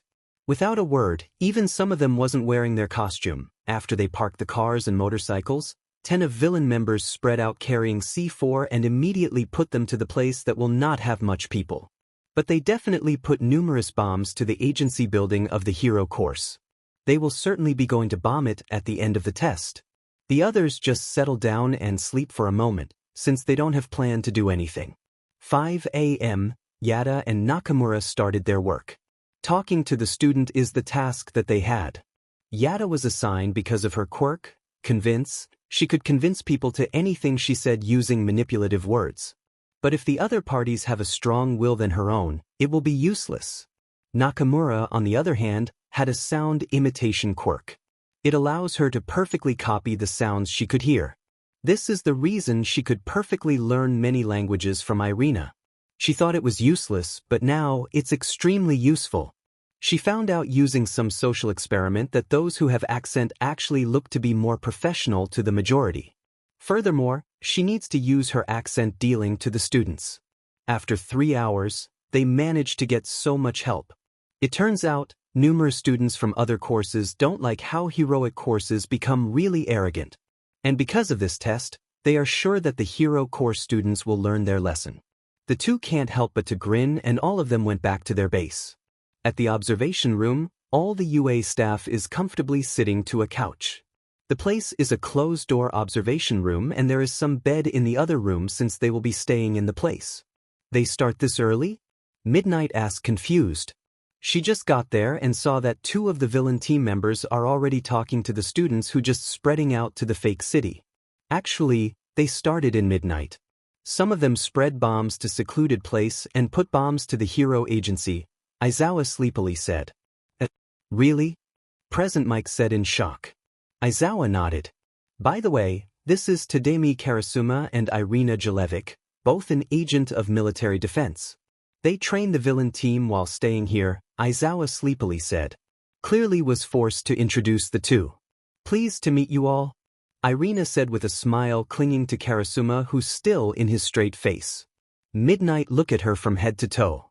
I love your outfits, she said and grinned. Irina chuckled and grinned too. You're too. I did dress more bold before, but it seems like those kids managed to destroy my wall, she said as she went next to Midnight and started a conversation. The others took some snack and some was just waiting. The time that the bus of Hero Course enter the fake city is the time that everything gets interesting. Everyone in the Hero team are all sour. They don't get the information they needed. And now, most of them felt underprepared and started to blame each other. The two groups are ready to start to argue when someone said something. Guys, look, there are students outside, Mina excitedly said. Why they are here? Are they welcoming us? Kirishima asks confused. But it was answered when someone throws an egg and rotten vegetable to their bus. Just what the fuck? Shishida shouted. His temper is rising, too annoyed to what he saw. What's the meaning of this? Kendo asked in shock. We don't know. Komori replied. Jiro, find out what's going on, Shoto said, and Jiro immediately nodded. Jiro put her earphone jack to the glass window and hear the voices outside. Go back to where you belong, hero scum. We don't need you here. Go back to your office. We don't need heroes. We have 3E already. They are our hero.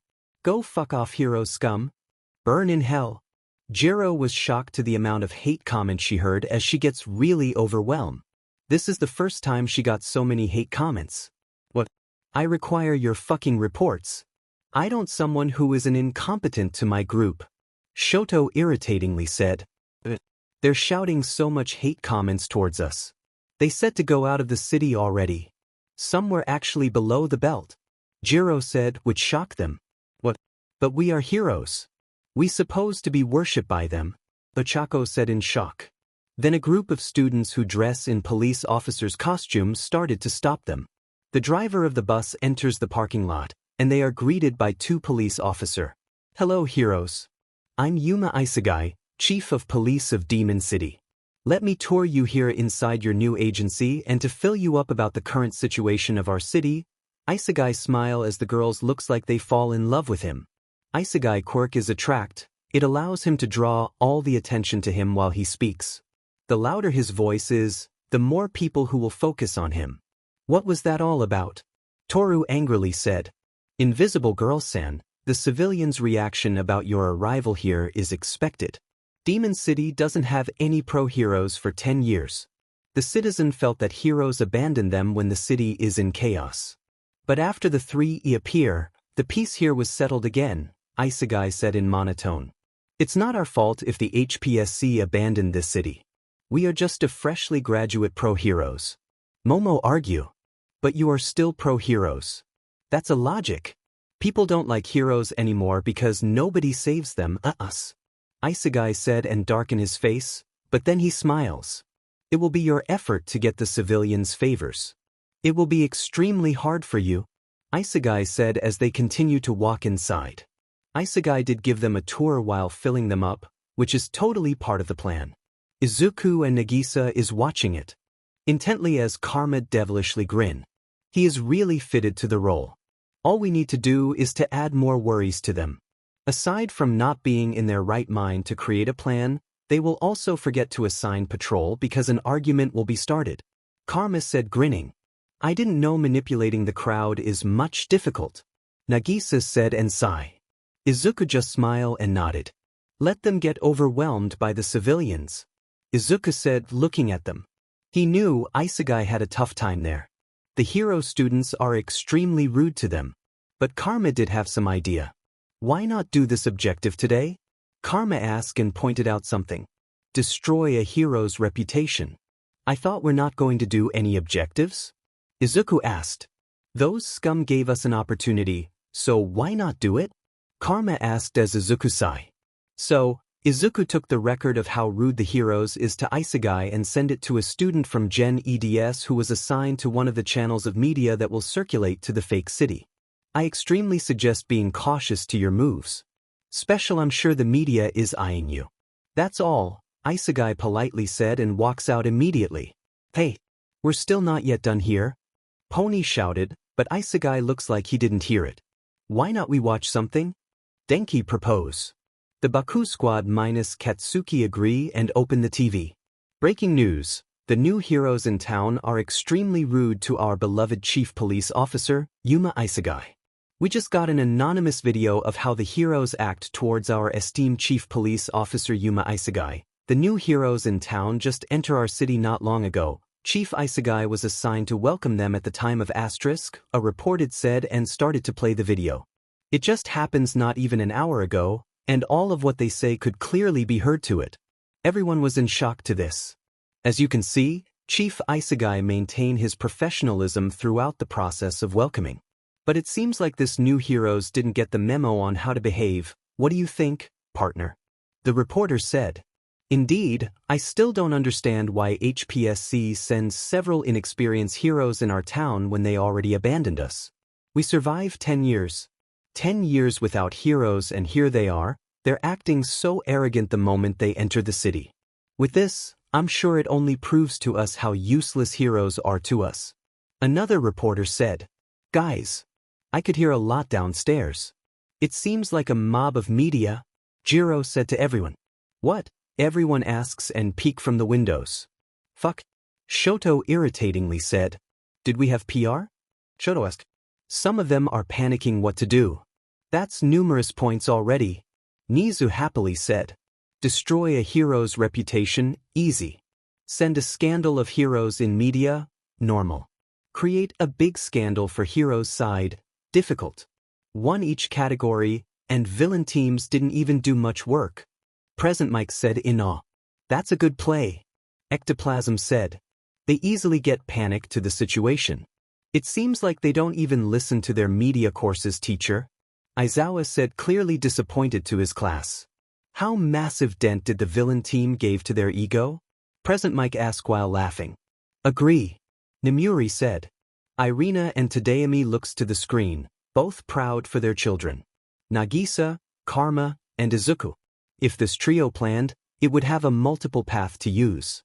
They are part of the brain squad, and the 3-pillar of 3E. Tadayami said as the other pro-heroes looked to him.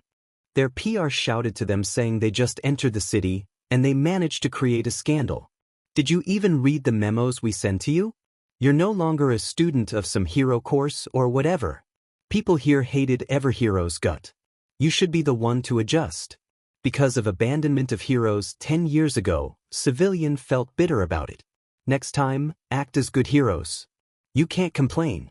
Your school's reputation wouldn't save you. Their PR is none other than Keano Kid said angrily to them. Was this seems too harsh, dude? This only a test. Setsuna complained. Keano glared to them as she destroys the table using her hand. She looks at them with intensity as they all felt her bloodlust. So, you're treating this as a test? Really? What a bunch of losers. If I resigned here as your PR, nobody will accept this job again. This is not a Fuang test, so treat this bullshit as one. Keano shouted, which shocked everyone. I see. Kendo now realizes this test is another level. She now understands even Momo, Tokoyami, Koda, Setsuna, Hananuki, and Reiko. I do apologize for all our trouble, but please help us to fix this. Kendo said, gritting her teeth, that she needs to lower her head to someone. But this is the plan. Keano said and gave them each pieces to do. After an hour, a press conference happened, and they are forced to apologize to the crowd. Force the heroes for a press conference, difficult. Keano smirk as she giggles looking at the humiliated faces of the heroes. She activates the earpiece she had. Success, she said grinning. Keano's quirk called truthful lies. She could lie all she wants and will appear to be truth. It's one of the villainous quirk 3E had, since it involves mind manipulation. But you can stay there if you'd like. Act like an ally. So, we could do the objective of betraying the heroes. Nagisa said in the other line. Keano giggle and smirk. Of course, Captain, she said and went back to the heroes. She told them the story of the city again and saying to treat this as real because it wasn't a game. This makes those who still have brain to realize they needed to treat it as real. Keano makes sure to make them fuzzy and tried using her quirk. So, when she said it's time for them to sleep, all of them were too lightheaded and agree to her. They are too tired because of what happened. They are playing the heroes, Snipe said in shock. Everyone agrees because it is. They didn't hesitate to use dirty moves at all. All might say in shock. It's normal for underground hero to use those tactics, Yagi. These children are already working with pro heroes for 2 years. They are a shadow who knew how cruel the society is. Those moves are not that harmful, Aizawa explained. I see, Toshinori said in sigh. I would admit, this group of kids had more potential than my class and Aizawa's class combined. Did anyone even know their quirk is? Vlad asked. Most of their quirks are practical but deemed to be useless or villainous. We are actually surprised that none of them have mutant quirks, Karasuma said, and they nodded. It seems like the heroes team didn't have any points for today. Later at 10 p.m., we will announce their summary. Present Mike said. The AC is still testing the water. They still didn't put much effort, Irina fondly said. Really? Midnight asked. Irina nodded. I agree, they don't have much planned for today. The heroes just gave them a good opportunity to use, so they immediately use it at its finest. If not for the rude behavior of hero teams, they might not have any points at all for today. Tadayami explained. This really a good tea. Nezu chuckled looking to the screen. No, Yuma, chooses the police station, so you 3 will be the one to handle the company. There are some business students who will help you there. Shame, Itona, and Jazz, May, will handle the support business, which was named as Hatsum Industry. Nagisa said as his eyes becomes toxic blue. Karma is grinning, looking to his boyfriend, where he could find it hot now that Nagisa is in his assassin mode. Thank you for briefing me about this, Chaos, Karma, Snake, Nagisa. Chain, Yoshida, Lethal, Muramatsu, and I, Vision, Hayami, will do our best to do this mission. Hayami said in monotone. Nagisa nodded as Nagisa looked to others. 5 heroes will die tomorrow. This plan will be surely given them a mental trauma. Nagisa said with venom as he smiles. The bloodlust of others is also seeping as most of their eyes became toxic. Hitoshi and May felt uncomfortable and was glad the bloodlust of them wasn't directed to them. The 2 felt almost sorry for Hero Corps students who will meet these devils. Detonate the bomb in East number 15 after informing all the civilian bots and students not to go there. Those bombing will make sure they wouldn't have a sleep, Izuku said, who have a Cheshire smile. Villain Deku that's smiling creepily and his eyes is glowing. Katsuki even shiver with those smile Izuku plastered to his face. While we are all sleeping, they would need to investigate it, Izuku said as everyone grinned and went to their rooms to sleep soundly. Bomb the archive build of Demon City, normal. Asterisk. The whole hero team woke up as they heard the explosion. They immediately felt fuzzy as they changed to their hero gears. They went to the place, seeing firefighter bots trying to kill the fire. Shoto immediately used his ice to kill the fire. Then a civilian bot started to attack him. Shoto asked in shock. You didn't even ask the firefighter, you scum heroes. This building is the archive of our city. There are numerous important documents inside. The fire is in the other side, and you put your stupid ice to the entire building. You are really scum. The civil bots said trying to hurt Shoto. Shoto's temper rises and pushed the civil bots. Stop hitting me, you piece of tin can, he angrily said. Then the other civil bots saw the commotion. And because of this, the anger of the civil bots to them rises. They all throwing stones to them, forcing them to leave, which frustrate them more. We are just trying to help. You ungrateful fools, Shishida shouted. Shoto frustratingly said shut up to him, and Shishida went quiet. You're trying to sabotage us. Look what you heroes scum did to the building. The papers inside will probably soak in water already. The firefighters are all careful not to put waters on that side. A civil bot shouted. The heroes team was forced to leave the site. Asterisk. All of them are facing Keano again, who really look pissed. Some of them are gritting their teeth in shame. Some were furious. What did I say a while ago? Keano coldly asked. But didn't get an answer. I told you all to be cautious to your moves.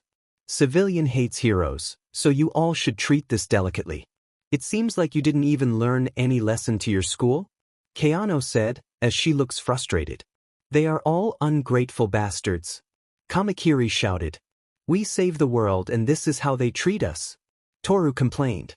This isn't about you. Keano shouted. People here don't care if you save this goddamn world because clearly you all didn't include this city. Heroes weren't viewed as savior here, but the three… Oh god. I didn't know you're all this stupid. Wake up. Heroes weren't a rainbows and unicorn job. You're too unlucky to be assigned here where people didn't worship heroes. Keano coldly said. I'll fix this mess one more time. But if you messed up again, I'll fully resign. Keano said angrily to them. It was you who told us to all sleep. Ochako shouted. Everyone agreed as Keano chuckled. Seriously? Did you even study? No wonder it was your group who got dumped here. It's FOING protocol to assign groups for patrols from day shift and night shift. I thought you know about this? Have you all even know to read between the lines? Well, clearly not because you tool my work literally. Keano said as she shouted to them. That's it. I'm FOING resigning. I can't handle you all. Keano throw the papers in the ground and walk out. Rude. Hagakure said and childishly stick out her tongue. Asterisk. It seems like all the people here are really into their roles. Momo shyly said to them. Yeah. And we need to cleanse them as they are possessing demons for not being thankful for our help. Ibara said, whining the fact that they are all treated like that. Go analyze the narration, Yamamoto. Shoto coldly said. Momo nodded as Shoto started to reread the narration. Shoto and Kendo for the first time agreed to create a group for patrols and the shift. It all stopped when Present Mick's voice rang. It's 10 p.m. already, and I am now ready to tell you the summary of our first day. Heroes team totally had a bad start, but it's alright, we still have 2 weeks ahead, and it's not that bad. No members got eliminated to the hero team, with 38 out of 38 students. But they didn't manage to do any objectives for today. Present Mike announced. The hero students felt ashamed and disappointed to their performance. On the other hand, villain teams did have a pretty good start. The fact that they didn't even put much effort is really impressive.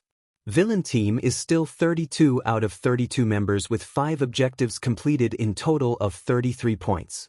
This is good because they have 1 easy objective, 2 normal, and 2 difficult. Will the hero team manage to come back? Present Mike said, which shocked them all. 32 members. Kendo shouted in shock. But all the hero course student is in hero team. Jiro asked confused. Might be because of this, Tokoyami said and pointed out something to the rules and mechanics. It's allowed to both parties to recruit someone outside the hero course. Recruit just need to agree with terms. Those who participate outside hero course will have additional grade to their performance to all the subject. They widen their eyes in shock. This, Momo said in shock as Tokoyami sighed. Who cares? Not that the other students outside hero course are strong. Minoma commented. Can't you read between the line? Tokoyami asked, which earned him numerous glares. First, if you analyze those words, you will see how broad the rules are. It didn't say as long as they are a student of UA or in our grade level, meaning not only they could recruit the hero course from first year and second year, they could also recruit outside the UA. Some rules have loopholes too, like this one. Tokoyami pointed out another rules. Any parties were forbidden to ask for UA teachers' help for the test. The wording again was broad. We could ask help to adults outside the UA staff. Still, we could still acquire help from UA staff if we don't ask help for the test. You're all give too much focus on something else and didn't read the rules. Tokoyami said, who really burst out in anger. Then we could ask for our teachers for help, Momo said and grinned. Too late because that rules is only valid until before the test started. Tokoyami answered back. Then why you didn't tell us about this? Shoji asked. Tokoyami sighed and looked to him. I tried 8 times but Todoroki-san wasn't listening, so I give up, he said and walked out of the room. The next day, Hero Team is certainly tired and didn't get enough sleep at all. They started their patrols, and they could see the civil bots and some students looking at them with contempt to their eyes. Hayami, who's in her complete costume, is now in one of the building having her sniper. Chiba, who's in the other side of the city, is also ready to shoot. I know I woke you all up immediately, but I want this 2 out of the game, Izuku said and puts down the 2 recommendation student of class 3B. This is Juzo Hananuki, hero name, Mudman. His quirk is softening. He can turn any object he touches soft, but it doesn't work on any living creatures. A second touch can undo the effect, Izuku said. He proceeds to tell them the weakness of him as Izuku then explains Setsuna. This is Setsuna Tokage, hero name, Lizardy, quirk lizard tail splitter. She can divide herself into parts and control them at will. Just like Juzo, he listed her weakness. Vision, Hayami, poison, Chiba, who you will choose to the 2? Karma asks, grinning as his eyes becomes toxic. It only means one thing. Karma wants to snipe them both at the same time. I'll take care of Tokage. With my quirk, even if she manages to split her body into pieces, the bullet will just follow it, Hayami said. I'll take care of Hananuki then, Chiba said with finality. Hayami's quirk is target projectile. It allows her to manipulate the bullet by locking up the target using her eyes. So, she is a perfect person to take down Tokage. On the other hand, Chiba's quirk is pain details. It allows him to see what parts of body he needs to target to feel pain and will give him the pain details of someone if they are hurt. Why not kill that Yaoyorozu either? She's also a big threat.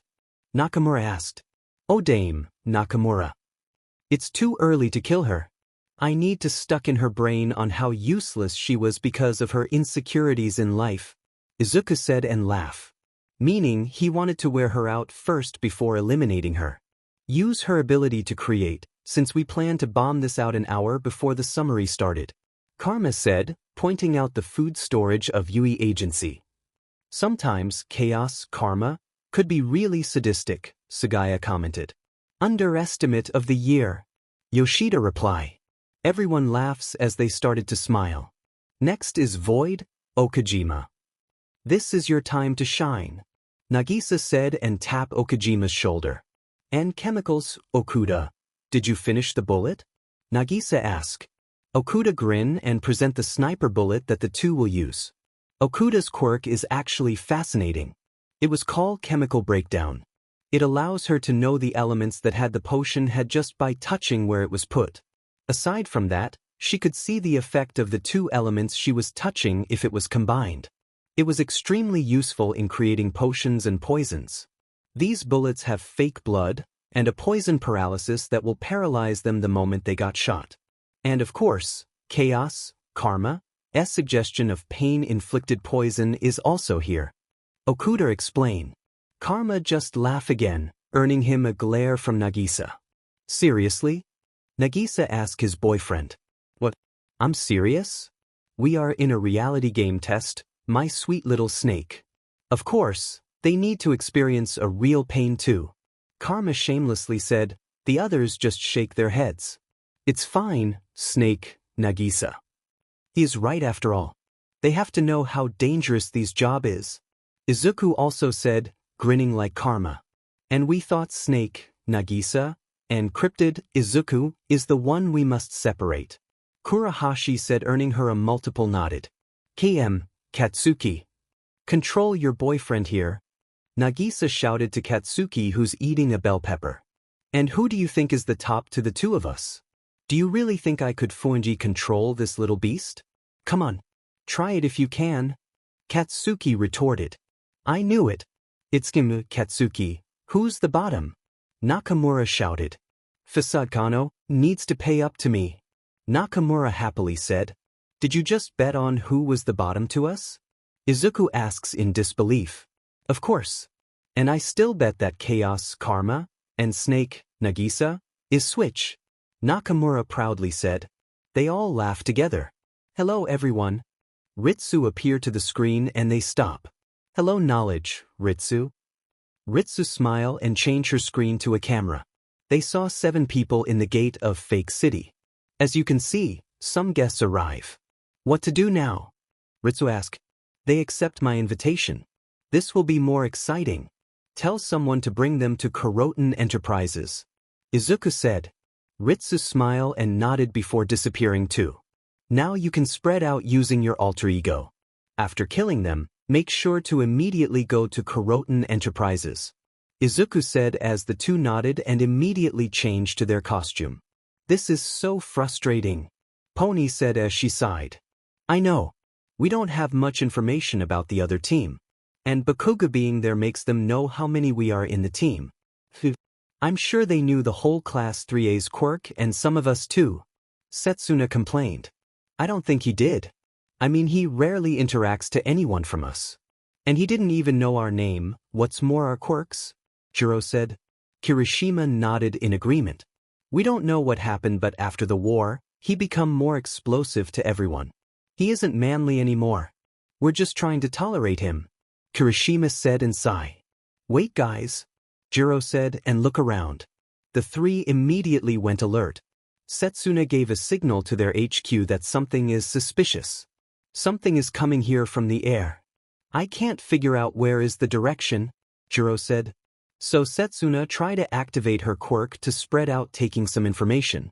But all they remember is the horrifying shout of Setsuna and Pony, then the paled faces of Kirishima and Jiro. Setsuna's body collapsed immediately bloodied. Kirishima saw a bullet from her heart and head. Setsuna's body was forced to attach again. Tokage! Pony cried, looking at her classmate as Jiro is still not moving. Good thing is, Kirishima managed to get Setsuna's head, so she didn't fall with impact. She's still alive, Kirishima said with a sigh. The 3E answer our complaint. All hail to 3. Thanks God we're safe from this scum heroes. Go die. All of you. We don't need you. Go follow your friend where you belong. They still hear countless mean comments from civil bots. Jiro and Pony can't help but to cry. Help us please. Kirishima said pleading. You're a hero. You were supposed to know everything, right? Why are you asking some help? A civilian bot coldly said. They are all speechless on how the civilian bot interact with them. There is so much hate. We'll call the police. A student who wears a professional clothes said pitying them. They called the police and saw a group of students with mixture of police robots to the crime scene. They gave Isegai a statement on the spot before another group came to them. Kaminari, Aways, Yui and Toru. 2 at the same time. Toru said also horrified. Who's the other that die? Kirishima asked in shock. Update. Yeah. 2 heroes die simultaneously. Hero Mudman and Hero Lizardy, you may rest in peace. 37 out of 39 from Hero Team. Present Mike said to their watches. Hananuki? But he is strong. Pony said. They all look grim because of this. Everyone in HQ now. Shoto angrily said. Everyone went immediately out of the crime scene. Juzo, Shishida, Shoji, and Momo are together in one team. They are all discussing the exam and how they need to actually take this serious. I can't believe that Principal Nezu could still come up a much harsher test. Shishida said. This test will test our overall capabilities. From our strength, intellect, and how we will deal to this. I can't believe I didn't see through these schemes. Momo said, clearly disappointed to herself. I don't know why, but I think they are toying us. Juzo said as Shoji nodded. Then suddenly, Juzo felt that his hand swings a bit, and he immediately felt pain to his wrist. Phew! He said and looked to his arm.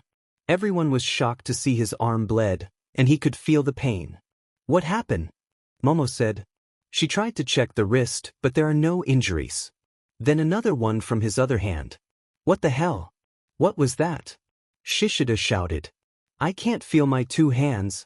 It's too painful. Shoji immediately tried to locate the villain, but the 3rd bullets happened to shot on Juzo's head. Momo was shocked on how much blood she could smell. It makes her nauseous. She vomits on seeing those horrifying scenes. While Shishida lost his temper and wreaked havoc. A police shot him a tranquilizer as someone actually called to help them. Momo cried and Shoji was frozen. Everything just happened in split of seconds. Some students who's wearing police costume asked them a bunch of questions. They managed to inform the HQ about what happened. The group met with another group led by Kendo. Then they all felt like they got splashed cold water to all of them to say there is another hero who died. 2 in 1 kill. The hero teams are all in a conference room. Shoto and Kendo were ready to start the meeting when the screen of the TV suddenly opened, which caused to take their attention.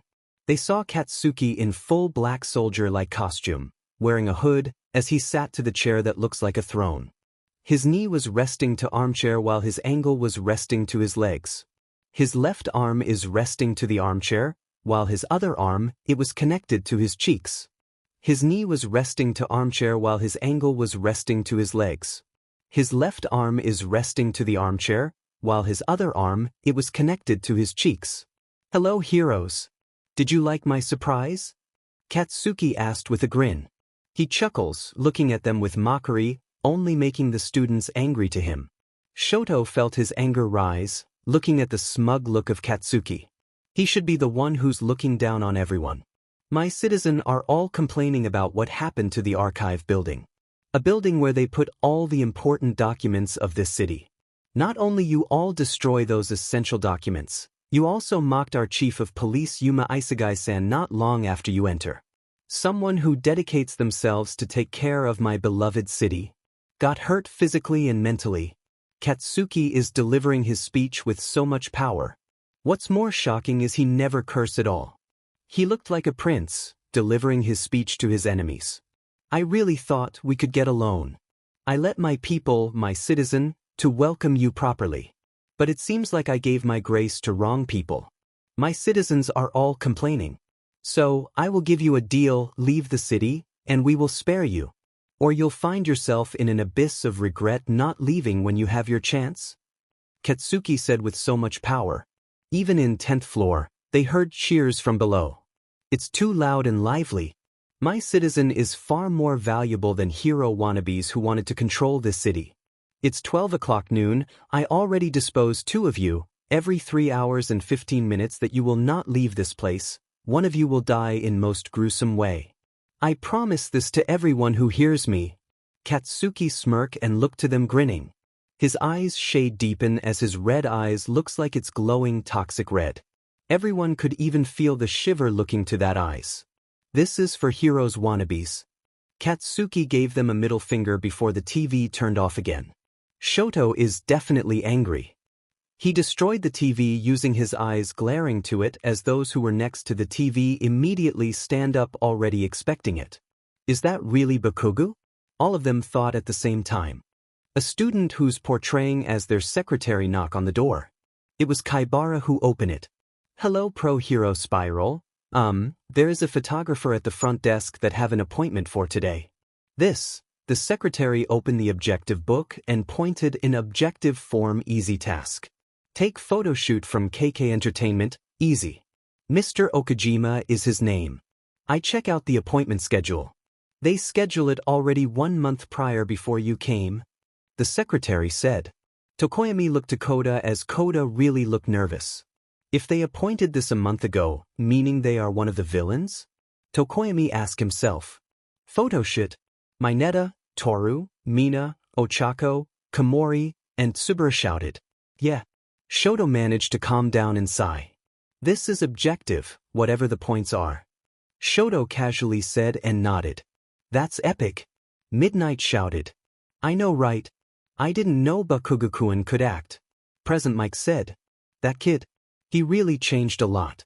There's much more than what you see to him. That kid's intellect is also high. He is a beast in battlefield. Loud and brash, but Midoriya could control him. Karasuma smiled remembering how explosive Bakugo before. I never expect him to be the bottom type, 13 said as she giggles. Oh my god. I almost forgot it, Midnight said and laughed.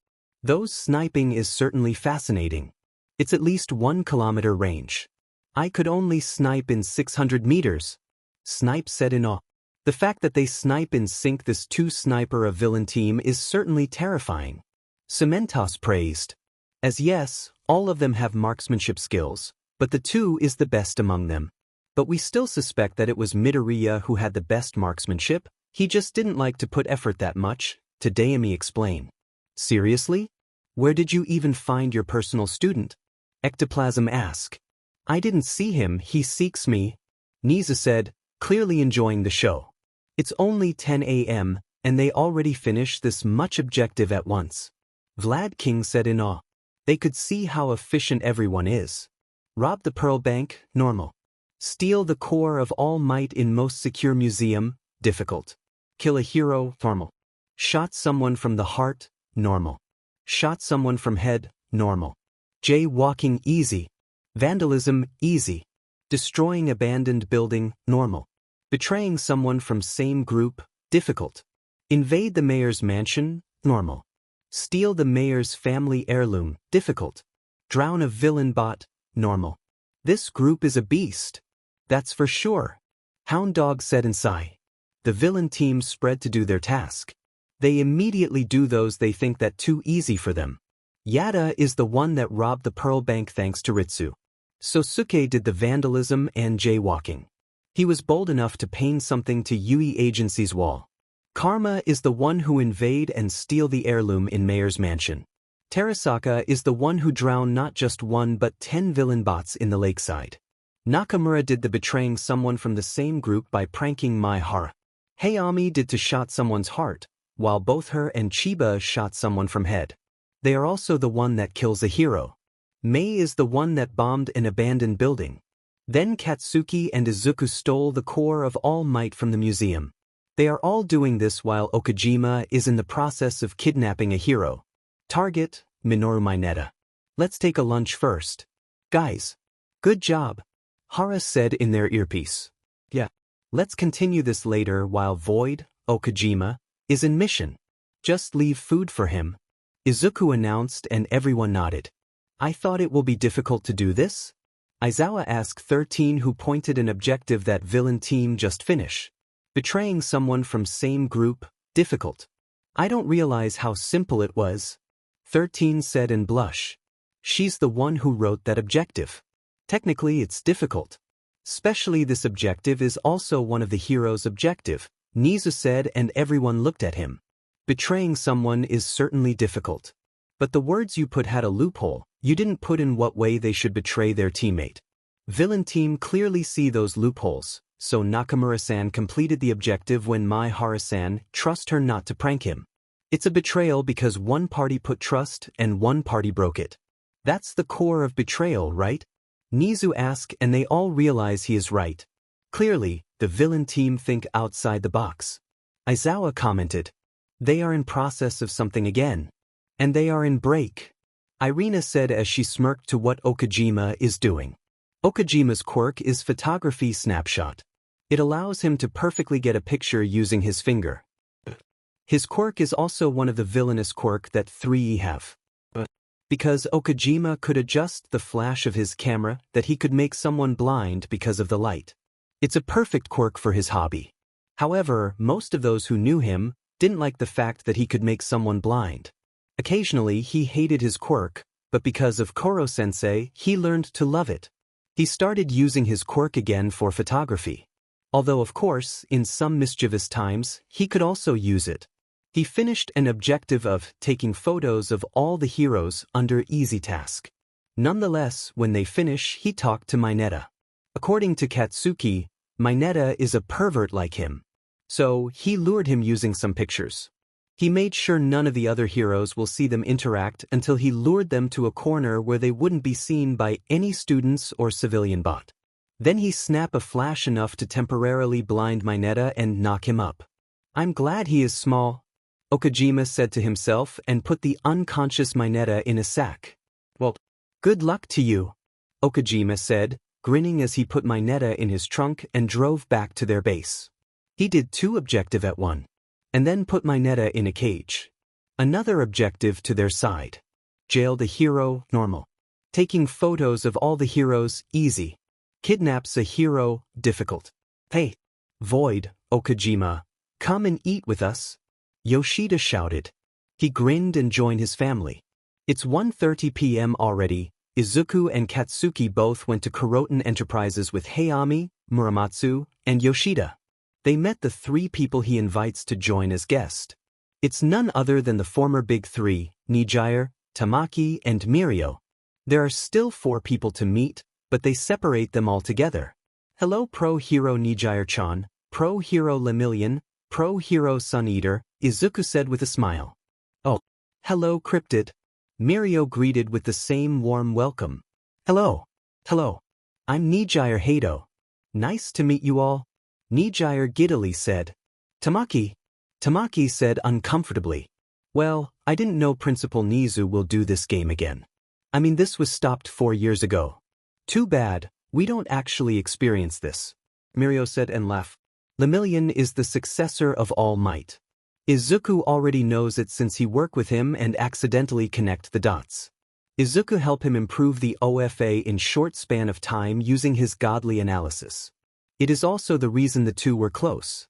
The fact that Izuku asked for his help certainly makes him excited to help. I'm truly thankful that you decided to help me with this, Izuku said with a smile. Oh, this is nothing to compare to what you did to help me. Besides, it's good to actually enjoy for every so often. It's been a while since the last time I see them. I just heard the problem from the letter. I didn't know the Class A changed drastically. Mirio said in shame. It's fine, Lemillion, that's why we are here to teach them, Izuku. Oh, we really wanted to help. Nijire said with a smile. Of course, I want you to take the role of board of directors of this company. I'll send details of the roles and what you all need to know.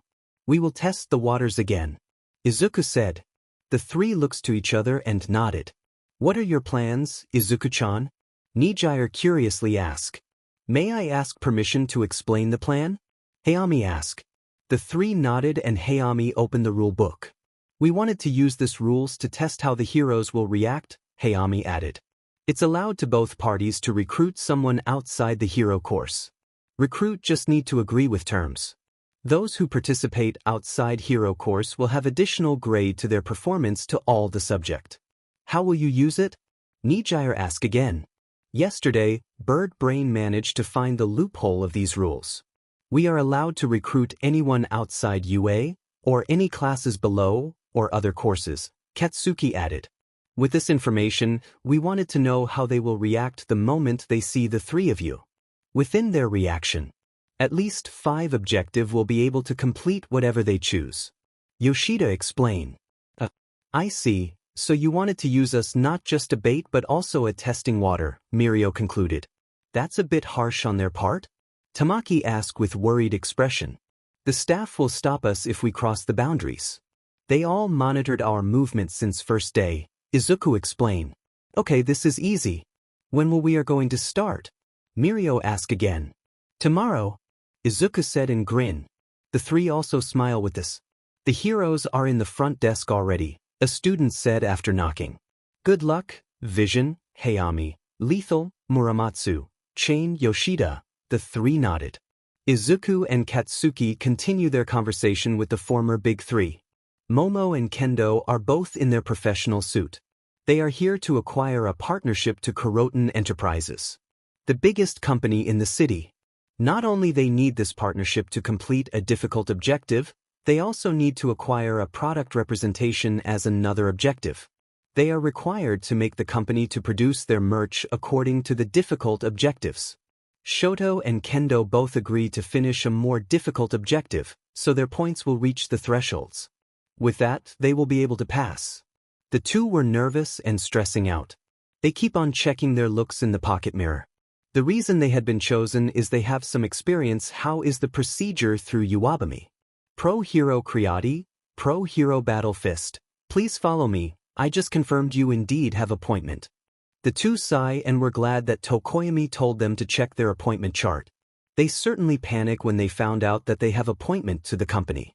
The ride in the elevator was too quiet as they both reached the 20th floor.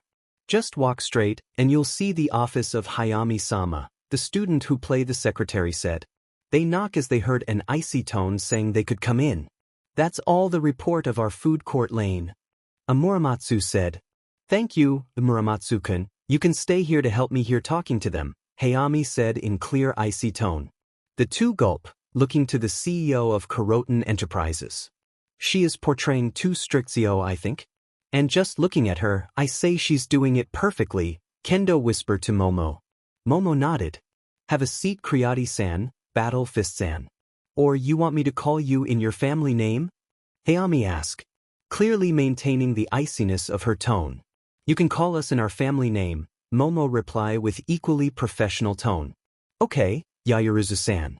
Now, please follow me to our conference room to present to me the reason I need to accept this partnership, she said in professional tone. The two nodded, but they are both nervous because they are clearly wasn't prepared. This all happens before lunch. Agitate or angry? Karma asked who's resting in the common room of their headquarters. For what? Nagisa asked confused. Just answer me, my little snake. Karma said and smirk. Fine. Angry? Nagisa reply. Alright. Time to make the heroes angrier. Where is Kim, Katsuki? Karma said and stand up. He texted Isegai to create a speech for Katsuki about knowing the hero's deeds and promises like a leader of the city. Isegai immediately get it and accept the work. He's with Cryptid, Izuku, in their room, sleeping I guess? From what I know, Kim, Katsuki, found out Cryptid, Izuku, didn't sleep that much yesterday, Nagisa reply. Karma just sigh. The greenie. He overworked himself again. Karma said sighing. Anyway, let me see what are they doing. Karma went to Katsuki's room to check if they are there, but no one is inside. So, he directly went to Izuku's room and saw him there with Izuku sleeping on his lap. What are you doing here? Katsuki calmly asked. I need you to do a video. Karma said. Katsuki frowned and looked to him. For what? Katsuki asked again. To make the hero course angrier. Karma reply. Katsuki paused a bit until Izuku woke up. Are you good? Katsuki asked. Izuku nodded as he already slept for 2 hours. What happened? Izuku asked. Karma explained his plan to the making Katsuki look terrified to the two grinning devils. No. Fucking no. Katsuki practically knew what's happening, and he will not deal it. Please? Izuku cutely said. Come on. Let dress you up a bit. Karma said, grinning, and let Katsuki saw a pink dress. He looked to him horrified, remembering the time that Karma practically tortured him using this method. Fucking no. He created a small explosion and immediately run away from the two. He didn't even know where the dress came from. No matter how much submissive he was to Izuku, he will not dress any girly things. He run even if he knew these two will be able to reach them. Come on, Kim, Katsuki. This dress is good for the video. Karma said, laughing as he looked at the terrified face of Katsuki. It is safe to say that Katsuki was scared to certain movement of Karma when it comes to interacting to him. And this action is one of them. Karma Akabane. Stop this an instant or I'll do something you will not like. Katsuki shamefully hide behind Nagisa, which makes Karma made a sad face. Damn. I'm close. Karma said as if he regrets something. Izuku laughs at their antics until he gave Katsuki a pair of the villain costume he made for them. What about this? Will you wear this? Izuku asked, looking with cute eyes. Katsuki sighed and accept the clothes. He sighed again in relief that Nagisa practically saved him from wearing those shameful pink dress. But then he heard the bickering of the two. Karma just changed his target to Nagisa. Katsuki changed his clothes and went to the common room. He saw Sagaya, Nakamura, Okuda, and Kurahashi setting up the side of the common room with thrones, backgrounds, lighting, and camera. He also saw Mimura and Hitoshi in front of camera. Oh, Katsuki is ready, Mimura shouted to everyone. So, all of them grin and make his seat to the chair, which really confuse him. What the fuck is the meaning of this? Katsuki asked confused. We need something to make the heroes angrier. I'm sure they be angry the moment they saw your face. Karma bluntly said. Agree. Especially on how pathetic their first day is. Nakamura said, fixing the side background. You just need to act as if you're good king, which is by the way wasn't truth. You'll read those lines. Karma said and pointed out the big paper which had the speech. Katsuki read the speech and frowned. Why there isn't a fucking curse? Everyone looked at him with disbelief. Seriously? That's only what you complain at? No curses, Kaken. Then I'll reward you of something. Izuku winked to him, which makes Katsuki flush in embarrassment. Who bottom is showing, look? Nakamura teases. Katsuki angrily shouted to him, but Nakamura just laughed. They shoot the video and were really regretful that Kayano wasn't with them. Then he added something in the last part. Mimura tried to say that he will not include it in the editing, but Karma told him to add it, which earned him a grin from Katsuki. Nagisa, who keeps on sighing at the corner because Karma managed to force him on dressing up as a girl again. Mimura's quirk is visual editing. He could edit any videos into something he wants into fast pace. And thanks to Hitoshi, who was also good at editing, 10 minutes and the video finished. Momo and Kendo started to be really nervous looking to 3 people in the conference room. Especially the acting CO. Their piercing eyes, suffocating both of them. The 2 keep checking their eyes as they speak. They are like a predator waiting for their prey. Please stop, Yairzen, Kendo-san, Hayami said, looking really bored to the 2. Yes, Hayami-sama? Momo asked, completely terrified, although she is trying to calm herself. Kendo is no better than her. Everything looks normal, nothing is wrong. But the air, the atmosphere, is too heavy to be handled by the 2 of them. They both didn't realize the 3, Hayami, Muramatsu, and Yoshida are all leaking a bloodlust. We accept this meeting completely, expecting something that will catch our eyes. I'm sure you 2 are completely aware of the hate that heroes are getting here in Demon City, Hayami started. Yes, ma'am. Momo and Kendo said and clenched their fist. So we thought you'll be able to come up with some solution so we could do this partnership. Something that will attract the people so they will start to look you in light. But this presentation seems to be a slap on our face. The fact that we risk even meeting you 2 is already giving you grace. Hayami icily said as her eyes gets more deep and toxic. But madam, Kendo can't complete any sentence anymore. She was aware about their lacking. Of course, they speed up this presentation. Madam, please allow us more time to do this. We will do better. Momo desperately said. Yairzu-san, Kendo-san, will you leave first? We'll talk about this first, Muramatsu calmly said. The 2 nodded completely down the moment they went out. What are we going to do? This partnership, we need this for our objectives, Kendo whisper. Momo sigh, even her don't really know what to do. It's already 2 p.m. and they still don't have that much of an objective. They waste 2 days and was really at lost. They are underprepared. And Momo can't also remove the fact that they underestimate the enemies. She agreed to Juzo, the enemies are all toying them. Then, after waiting a bit, Kendo and Momo paled when they heard the voice of Present Mike. Hey, it's time for updates. Another hero died in the middle of the crowd. Who knew how bold the villain team to kill someone in broad daylight and in front of crowd? Pro hero Tsukoyami is out of the game.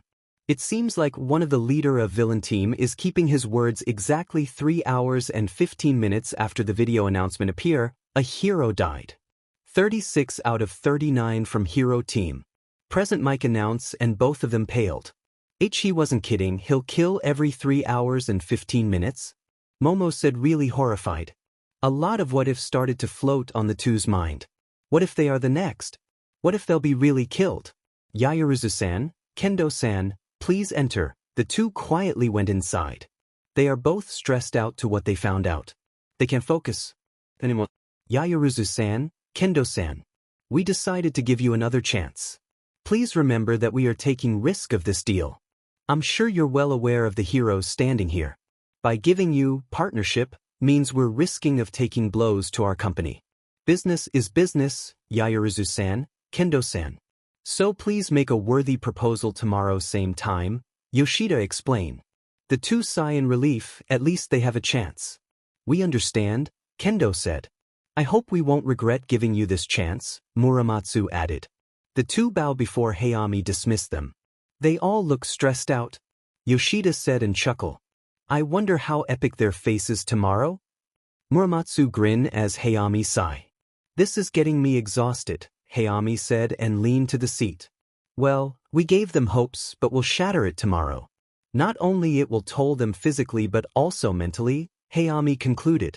Just say they wanted to fucked up their brain. Muramatsu added and laughed. So, who will torture this grape fucker? Katsuki asked, looking at the terrified Minoru. It's been 2 hours since he was kidnapped and caged to the villain headquarters. Izuku, Katsuki, Itona, Terasaka, and Karma are all in front of him. Why not beat him up? Damn, if I activate my quirk, his bone will shatter immediately. Terasaka suggested. It only makes Minetta struggle and trying to scream. But his mouth got sealed off. Terasaka's quirk is Berserk. It allows him to transform into monster base on his anger level. The more angry he was, the more power he could tap to himself. It's like Shishida's quirk, but without the drawback of losing his rational capacity. I have an idea, Izuku announced as his eyes shine. What was it? Itona asked. Izuku looked at Karma and signaling him while grinning. Karma laughed and immediately get what Izuku said. Let's make him Grip's twin, Izuku announced. Katsuki looks unamused to Izuku's antic. Some respect to that fucking assassin. And don't compare him to this shit, Katsuki said unamused. I knew I could use this. Karma in his devilish form bring out his wasabi pack out of nowhere. Seriously? You got that stash here? Terasaka asked in shock. Berserk, Terasaka, my slave, want to test it first? Karma asked. Terasaka immediately walked far away to Karma. No, thanks, he said. What just happened? And who is this grip you're talking? Itona asked confused. I'll tell you the story later. Have fun, kiss, Karma. They went out as Karma licked his lips. Let me dress you up a little, since you're worse than Okajima. That man. I could still tolerate his antics, but not you, who molested some women. Karma is grinning. After 30 minutes of horrifying scream, all the stashes of Karma are all in the mouth and nostril of Minetta. Torture a hero, difficult. Worth it. Karma laughed looking to Minetta's face who fainted after all the spiciness that was shoved to his throat together at once. I enjoy giving you some upgrade bye-bye, Karma said, and let Minetta stay like that a bit. Kill him after 3 hours and 15 minutes to Tokoyami's death, Karma announced when he got back. I almost feel bad. But he is worse than Void, Okajima, so who cares? Nakamura said. Rude. Okajima said. I finished to this potion. Who said that you want me to finish? Cryptid, Izuku. Okuda announced happily. Red, Okano, Luxter, Yada, later, at 5 p.m., put this poison to Hero Team's pantry. Izuku said and gave the potion that Okuda made. Mission accepted, the two said and grinned. Knowledge, Ritsu, how many objectives this hero course managed to do today? Izuku asked. Ritsu appeared to the screen and saluting to him. Knowledge reporting. They managed to finish 15 objectives. 10 easy, 4 normal and 1 difficult. Ritsu immediately replied. Seriously? Their objective is easier than ours. Why are the hell they struggle? Katsuki asked in shock. Mostly because of their emotions, Keano said, who just entered their headquarters. Their emotions are all messed up that they can't think properly. Plus the lack of sleep they had due to what happened yesterday evening. I am surprised none of them investigate what happened to Archive Building after the fire got killed, Keano said and sighed. And they can't work under pressure? How did they manage to reach 3rd year then? Itona asked. Keano just shrugged. Then let's take advantage of this, Karma announced and all of them grin. Tokoyami is really frustrated. He tries to talk to Shoto about doing even those small objective, but Shoto only gives him a cold shoulder and said, why would I do something trivial like this? Difficult objectives are far more important than that. They are all arrogant, which frustrate him terribly. So, he asked for some of his classmates to tell them about his plan. Surprisingly, 4 of them answer his text. Koda, Shoji, Rikido, and Ojiro. They knew Tokoyami was right, but all of them had no voice at all. Ojiro was pressured by his girlfriend, Toru, to do those things he hates. Shoji, Rikido, and Koda are all bends out of peer pressure. They all grew up without friends, so if they didn't act like them, they might be kicked out of the circle. They all suffer in quirk discrimination before. So, when the class got close together, they are happy. But even them knew, after the war all of them become really arrogant. Now, these 5 people went out without permission to Shoto and do some objectives. They all wore an earpiece and went out while most of their teammates who don't have some task from Shoto and Kendo just doing nothing to their agency. 3 hours after the major 2 killings, Tokoyami managed to finish 3 easy tasks which he thinks wasn't. It was helping an old civil bot to finish walking to pedestrian lane and to give an autograph. A group of civil bot teen had saved by him from robbing them. Because of this, the teens changed their opinion about him and asked for his autograph. He felt a bit shy, but he internally smiles as he gave them all an autograph. The last easy task is to listen to a civil bot complaint and help them. He found one of the civil bot complaining about a parking lot problem and immediately helped them to talk about it. Kota managed to finish 1 easy and 2 normal objective, which is a bit of surprise. That was helping a cat to go down a tree for easy, help the zoo to tame some of their animal, and identify the concern of the zoo. Rikido finished 2 easy and 1 normal. That is stopping a mugger for normal, help someone to stop a kid from crying, and help an old lady/man to carry her/his groceries. Shoji finish for objectives, 3 easy tasks and 1 normal. That was stopping villain bots robbing a small bank for normal, make someone happy, help a kid who got lost, and help a drowning bot. Tokoyami looked to the objectives they managed to finish. Their points are now on 50 points. Higher than the points of villain yesterday, which he sighed.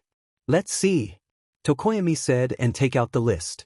Take photos from KK Entertainment, easy.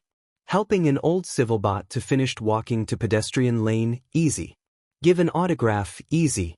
Listen to a civil bot complaint and help them, easy. Helping a cat to go down a tree, easy. Help someone to stop a kid from crying, easy.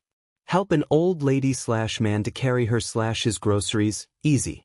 Make someone happy, easy. Help a kid who got lost, easy. Help a drowning civilian bot, easy. Help the zoo to tame some of their animal, normal. Identify the problem of the zoo, normal. Stop a mugger, normal. Stop villain bots from robbing a bank, normal. So far, they have 10 easy tasks and 4 normal with overall 50 points. He was sure that villain team will also do some task for today, so he doesn't know whether this was enough or not. But he was sure it wasn't. Just his instinct telling him. He didn't realize that it's only 3 minutes before 3 hours and 15 minutes after the double shooting. Pro hero Tsukoyami. Tokoyami looked and saw Isegai with a smile. They met in the middle of crowd. He was smiling as usual, but his instinct told him to run. He doesn't know why. Chief Isegai? He asked. Isegai laughed and said, "You need to die," Isegai whispered. All he could just remember is 2 shots from his shoulder. He was paralyzed and could feel the pain from both of his shoulder. Slaughter, Tara, did her job. Why don't you do another difficult objective, pro hero Tsukoyami? Isegai asked with a glint of danger in his eyes. He could hear the others screaming as Isegai calls an ambulance. Chief Isegai? You are one of the villains. He shouted. Isegai laughed, and he heard a ting from his watch before his consciousness blackout. Identifying one of the villains' identity, difficult. Then Present Mike gave an update. You're awake. Glad to see you. Juzo said he looked at the surrounding and saw he was in a room. Dude, are you okay? Setsuna asked. Tokoyami just nodded. He felt ashamed that he couldn't do anything. Don't feel ashamed, and you should be glad you got out immediately, Juzo sighed looking to the screen. Tokoyami looked where Juzo is looking and saw the villain teams from the first time. He was also surprised to see 3 pro heroes in some place of the test. The villain team is definitely toying the heroes. They are always 1 step ahead. They do the task efficiently while making the heroes look like a fool. Intentionally giving opportunity to them, but will also strike out for their gain. Those 3 mastermind of their group is terrifying, Juzo explained. What do you mean? Wasn't Bakugu, who's their leader? Tokoyami asked. He was a leader, it's true. But he had 3 strategists in his group. That red-headed guy, the feminine blue-haired guy, and the green curly-haired guy, We are watching them predicting the heroes' move and do numerous difficult tasks with ease. Just looking at them working, I can't help but to feel naive that quirks and strength matters, Juzo explained. Yeah. I was thrilled to got out of that game early. They planned to poison the pantry of the heroes, Setsuna exclaimed. Then he looked at the screen. He was shocked to see what the villain team do. They kidnap 3 from Class 3A and 2 from Class 3B without getting caught. Tokoyami said in shock. Then a knock was heard to the door. Hello, he said enthusiastically. I know you. You're the dashed. He was stopped by him as a girl went inside with a flirty smile. So, bro Zeph, she said with a flirty tone. Hello, he asked the two. You're Tsukoyami, right? The guy asked. Tokoyami nodded. The man took Tokoyami's hand and shake it. Glad to meet you here. Nice to meet you. Anyway, we are here to ask you something, he said with so much energy. Tokoyami just sighed. What is it? He asked. Juzo and Setsuna just looked to them. Would you like to go back to the game and prove them wrong? The guy asked. Tokoyami looked at his eyes as the girl also smiled to him. They talk a bit of what Tokoyami will do in the game.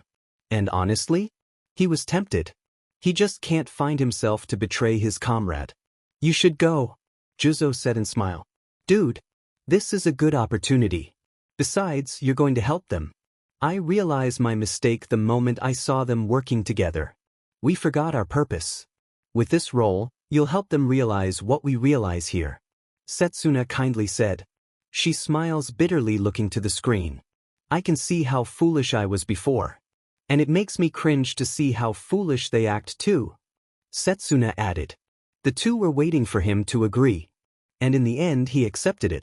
Yada and Okuda both went to the pantry of the hero students. Efficiently, Okuda managed to put the poison in the food pantry while Yada managed to put the antidote in the water tank. The two meet outside the building with a grin. Tomorrow will be the time that the 2 poisons will activate? Okuda asked to Ritsu. Up. Tomorrow evening, just like what chaos, karma. So, they will have a hard time knowing your identity. As of now, for 45 p.m., some of your teammates are currently kidnapping more heroes, Ritsu informed them. The two nodded and went back to their headquarters. When 6:30 p.m. arrived, Jiroda Shishida died in hands of Muramatsu. Shishida is too hungry while patrolling and was lured by Muramatsu to his ramen shop. With that, Muramatsu managed to poison him while eating a ramen with such flavorful food. Chef's kiss is what Muramatsu's quirk called.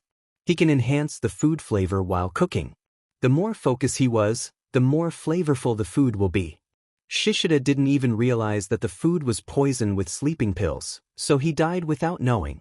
It's 7 p.m., Nakamura said and grinned. Most of them change to their villain costume as they all meet into the common room. Night is the start of evil lurking out of this city. I gave you your task in your phone. Make sure to complete it. You can work with others if you like. Make sure to finish at least 3 tasks each. Jazz, May, stay here in headquarters and work with knowledge, Ritsu, on monitoring us. Izuku commanded. Everyone nodded and went out to wreak havoc. Villain team continued to do their objective without much effort, and the teachers, and those that they eliminated could see it. The ping of the system is not stopping at all. Raise a money 10x in stock market, normal. Locate the red light district, normal. Locate the black market exact location, normal. Destroy the data of the latest shipment in Pier, difficult. Knock out 5 heroes at the same time, easy. Stole the police datas about high-profile criminals, normal. Wreak havoc to 2 villain prison, hard. Brainwashed civilian bot to create massive chaos in market, hard. Raise 20 million yen for 1 day, difficult. Identify all the cartels in the town, difficult. Destroy 3 drug cartels, normal. Car chased with police, easy. Car chased with heroes, easy. Play hide and seek with heroes upgrade version, normal. I really don't have much of objectives anymore, loudly crying face, loudly crying face. This is only some of the objective they managed to finish. The heroes are all overwhelmed with the amount of chaos the villain team did. It's like each corner, someone was there to do chaos. It frustrates Shoto and Kendo as their team and didn't really know how to react. They only realized that Koda and Shoji were missing with Sato, Yui, and Shota when 7:15 p.m. reached the clock. Because of this, Jiro is the only one who could locate the chaos and was working with Momo and Kaminari, who's monitoring them. All the information they got is all the villains are wearing an all-black suit and hiding their faces. They can't identify if the other party's gender, much more their identities too. There's a lot of student from below. What frustrates them is the group also keeps on doing their job. The people who were seeing them are calling them 3E, cheering to them when they see someone, painting them as useless and unable to do anything right. They are fast, agile, stealthy, and flexible. Furthermore, strong where someone could even fight toe-to-toe with Shoto. Taunting him, degrading him, and what makes him angry is the fact this person call him Ice version of Endeavor. They all find themselves unable to do but to chase them without direction, making them look a fool. This is not working, Jiro said in the earpiece. Clearly tired and exhausted because of the sounds that overwhelmed them. Just fucking do your job and identify that fucker who I fought too. Shoto shouted angrily. That someone he fought smirk, he also chuckled looking to his face. Payback time, twin brother, he said, and jumped to the building to building. Karma know he is smart. Most people know it, but occasionally he knew those people outside class 3E sometimes underestimate him. Just like his parents, Karma comes from a wealthy family, as his parents are successful financial day traders. They aren't free people who spend most of their time traveling around the world, and as a result, they spend little time with Karma. For a long time, Karma had been a rebellious student with a problematic attitude. It's the reason he was transferred in class 3E. He doesn't care at all. Certainly because his parents are always away, he had the whole house on his own. Of course, being with only employees surrounding him, Karma always felt bored. So, he decided to explore his parents' room. He didn't know he will find out something that will change his life. He was adopted. Not only that, but he felt angry towards his parents, he felt angry towards the two who adopted him. And he felt angry to himself for some reason. Karma keep himself quiet to the matter. There are numerous things that need to be worry more than his problem. But this issue affects his middle-term test. Koro-sensei managed to immediately saw the sudden change of Karma's attitude after getting the test. Even Izuku and Nagisa is getting suspicious to him. He is getting frustrated, and with the self-investigation he was doing, he was close to found out what really happened. The night after getting the test, a nurse called him and found out something. When he decided to go, he saw Nagisa, Izuku, and Koro-sensei under disguise following him. He just sighs, and together with the three, he found out what really happened. Rei Todoroki was already in verge of insanity in the time she was bearing the two of them. The nurse told them that Rei wanted to hide the fact that she was bearing 2 children. And the time that they are born, Rei informed the nurse that she needs to put Karma on adoption. His parents were there, and her adopted mother couldn't bear a child. They need a successor, so they choose him. He felt mad at the same time hurt. Why was he the one that has to go? Why did his mother want to give him up? He felt his anger rise until Koro-sensei talked to him if he already knew why his mother wanted to give him up. Koro-sensei found where Rei is and asked her personally. Rei begs him not to go back to their toxic family and told him all the things happen. He can't find a fault to the woman who bore him. At the same time, his anger towards Enji grew. Now, seeing his little twin brother acting like their father enraged him. It's also the reason he was the one who handles Shoto in this battle. Karma's quirk is temperature manipulation. His quirk is like an invisible version of Shoto's quirk. It looks useless and weak, but actually strong. Because his control over his quirk is perfect. He could control who will feel the temperature change, and his radius is already at 2 kilometers. He can change the temperature at will and even use it with his fighting style. Just imagine how bitch it was to fight under a place where 1 second is too cold, and the other second is too hot. The body will react with the sudden change, and Karma definitely use it a lot. One of the reasons why he had a good control is one of his quirk training is to provide a right amount of temperature in the whole assassination classroom. He is their human air conditioner and heater. Not that he complains, I mean all of them are gaining something to that training. Karma started to investigate more about his father, and now he had enough materials to bring him down. He talks to Dabi about it and both wanted to bring him down with elegance. Dabi's first plan is to reveal it in war, but Izuku is against it and told him a good plan to do it and Dabi compromise. Their plan changed when the UA Civil War game started. Now with Karma's identity, it will be revealed in these games too. Karma was just thankful to his adopted parents that they took him in. 10 p.m. when the chaos gradually stopped, the heroes are all too tired while chasing the villain team. They had no location and direction at all. The most exhausted of them is Jiro, who basically the only one who could locate in much wider range. Kuwaro tried to help, he could only locate one at the time.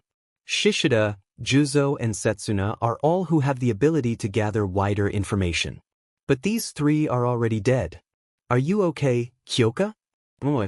Jiro can't speak or even move at all. Momo tried to help, since she was one of those who aren't tired. She gave her best to attend everyone, give them food and water. Denki is the one that told him that they managed to do 15 tasks in the past 3 hours, 5 easy tasks and 10 normal objectives. She just sighed and gave a grateful smile to Denki. After an hour, it's 11 p.m. when Present Mike started to announce the summary of Day 2. Hey. How's everyone, little listeners? Today we run some technicalities, that's why these summaries are all late for 1 hour. Now let's proceed to the summaries. Did heroes manage to get their comeback? Present Mike asked all of them are really nervous to what's the result. For numbers, today you have 5 confirmed death. Pro Hero Mudman, Pro Hero Lizardy, Pro Hero Tsukoyami, Pro Hero Gavaden, and Pro Hero Grape Juice. And 5 missing members, Pro Hero Rule, Pro Hero Mines, Pro Hero Sugarman, Pro Hero Anima, and Pro Hero Tailman. If these 5 members wasn't retrieved from villains for 24 hours, they will be declared dead. All in all, heroes have 28 active members, 5 inactive, 5 deaths out of 38 members. Present Mike said. All of them felt grim and also felt more exhausted than they are. For your objective, overall, you have 125 points. The objectives you managed to finish are 15 easy tasks, 14 normal and 1 difficult. All in all, they thought it was already impressive since the tasks are all difficult. Let's proceed to villain team, it's impressive just looking at the result. Present Mike said cheerful. They are still 32 out of 32 members. I could say this group is a beast. How they do this number of objectives is also impressive because they use their manpower to its fullest. The hero team's heart sank the moment they hear the overall points of the villain team. Your overall points is 680 points. 648 points for Day 2 and 33 points for Day 1. Day 2's objective that villain teams completed is 34 easy tasks, 39 normal tasks, and 35 difficult tasks. And with permission, shout out to Chaos, Cryptid, and Snake for a wonderful show. You never failed to surprise me. Message from Nezu. Present Mike said, and all of them really look in shock. That's all until tomorrow. Present Mike said. This must be faxed. How did they manage to do that all job? Nito said in shock. Agree. Are they sabotaging us? Pony asked. We are all performing badly. Mina screech again. If only I joined Bakubro, this wouldn't happen. Kirishima shouted. Oh, was it our fault now that you choose this side? Ochako angrily said. It is. You never give us chances to even choose. Kaminari shouted. May I remind you? Aizawa-sensei asked if you wanted to join the villain team and no one answer. Don't blame anyone here but yourself. Ida reprimand. An argument between them started for about an hour until, all of you shut the fuck up. Jiro shouted and everyone went quiet. If you continue to bicker and arguing like these, nothing will happen to us. So instead of blaming someone, why don't you all think of what's the next plan? The other team already have 680 points too close to thresholds. While us didn't even reach 1/4 of it, Jiro weakly said. She looks like as if she were in pain and just forcing herself to talk. Can't you see the point? All of us are slacking, lazing a while ago. Some of us even had an audacity to play some games. I will not wash my hands, I'm one of those. While villain team continue to work. It's impossible for them to reach that number if they get relaxed from morning until evening. I guess they managed to do some task without creating big ruckus, so we are too calm. We all keep on underestimating them and look? We look like a fool to them, predicting each of our movement, Jiro said, looking at them bitterly. I just realized that they are slowly removing some that will give them threats not for strength but for their movement, Jiro said, looking down to her hands. What do you mean? Kaminari asked. Can't you see? They remove Juzo and Setsuna. Both of them are recommended students. Aside from that, both could locate and gather information using their quirk. Shishida's Enhance Sense 2 could actually help us in their mass movement a while ago. Don't start with Shoji and Koda. If I went out a while ago, I might probably be eliminated too, Jiro said again. Most of them started to realize it. Jiro was right. And present mixed message, Cryptid, Chaos, and Snake, they might be the strategist of the villain team. Nezu was entertained to the show, meaning villain team already did some impressive movement that Nezu find it entertaining. We are underprepared, we never really treat this real. For us, this is just a simple activity like we always did. But please, from now on, treat this as real, like a real war. Jiro looked to them pleading, as Shoto looked to them coldly. We'll talk tomorrow. Make sure to woke up at 5 a.m. He just said. All of them sigh and he left. Not really realizing a pair of eyes observing them, who blended to their group really well. If I didn't see it personally, I will not believe that this 31 actually managed to finish this amount of task in one day. 108 tasks got completed neatly and efficiently. What did you teach them, Karasuma-sensei? Present Mike asked. I am their physical education teacher, and she was their language teacher, Tadayami reply. Language? Not English? Present Mike asked again. I teach them more than 5 languages, Irina replies while munching some biscuits. It's not us who teach them more than what they need to know in school, Tadayami added and bitterly reminiscing how they react to his death. Their homeroom teacher teach them how to live and survive in this world. Teach them a lesson how to be humble, how to treat someone, how to have a second blade to use while living in this cruel world. This teacher means a lot to them, and he was the reason these students are excelling in their path, Tadayami added. This will only get more interesting, Aizawa said as they looked to the screen. Villain teams had some meeting after their 3 hours wrecking havoc in the city. All of them are satisfied to their performance and how they execute the plan. There are numerous variables they consider doing that plan. They all make sure they strictly follow the pattern that Izuku gave them. With that, they are not exhausted as the hero team. Tomorrow we will move after dinner, so everyone was free to do what their alter ego. Some had tasks to do, but we will lie low a bit for today. Mo killing for the meantime, Nagisa announced and Karma grin again. Why not make them paranoid? Karma said as everyone look at him. What do you mean? Maihara asked. 5 of you those who could snipe aside from vision, Hayami, will have a meeting tomorrow morning, we'll play them a bit, Karma said and devilishly grin. Early in the morning, Chiba, Hara, Isegai, Izuku, Kurara, was the one who woke up early to talk to Karma. Izuku did have an idea why Karma told them he wanted to play with the heroes. But he also knew the others don't know why. Good that you are all here. Anyway, I want to scar their mind more. Until later at noon, I want everyone to work together and almost shot heroes. Karma said grinning. Almost shot? Hara asked in a frown. It means we will snipe, scare them slightly. Sniping them with some millimeters or centimeters away from harming them, Izuku explained. So, like sniping the object next to them? Isegai asked and the 2 nodded. They might identify our position with this, Chiba said to them. That's why I'm here. Izuku grinned and everyone looked at him, realizing it. All of them accept the mission right away. Izuku's quirk is the most powerful quirk the former class 3E have. It was the enhanced version of All for One. Enhance Replicate is the name's cover of his quirk.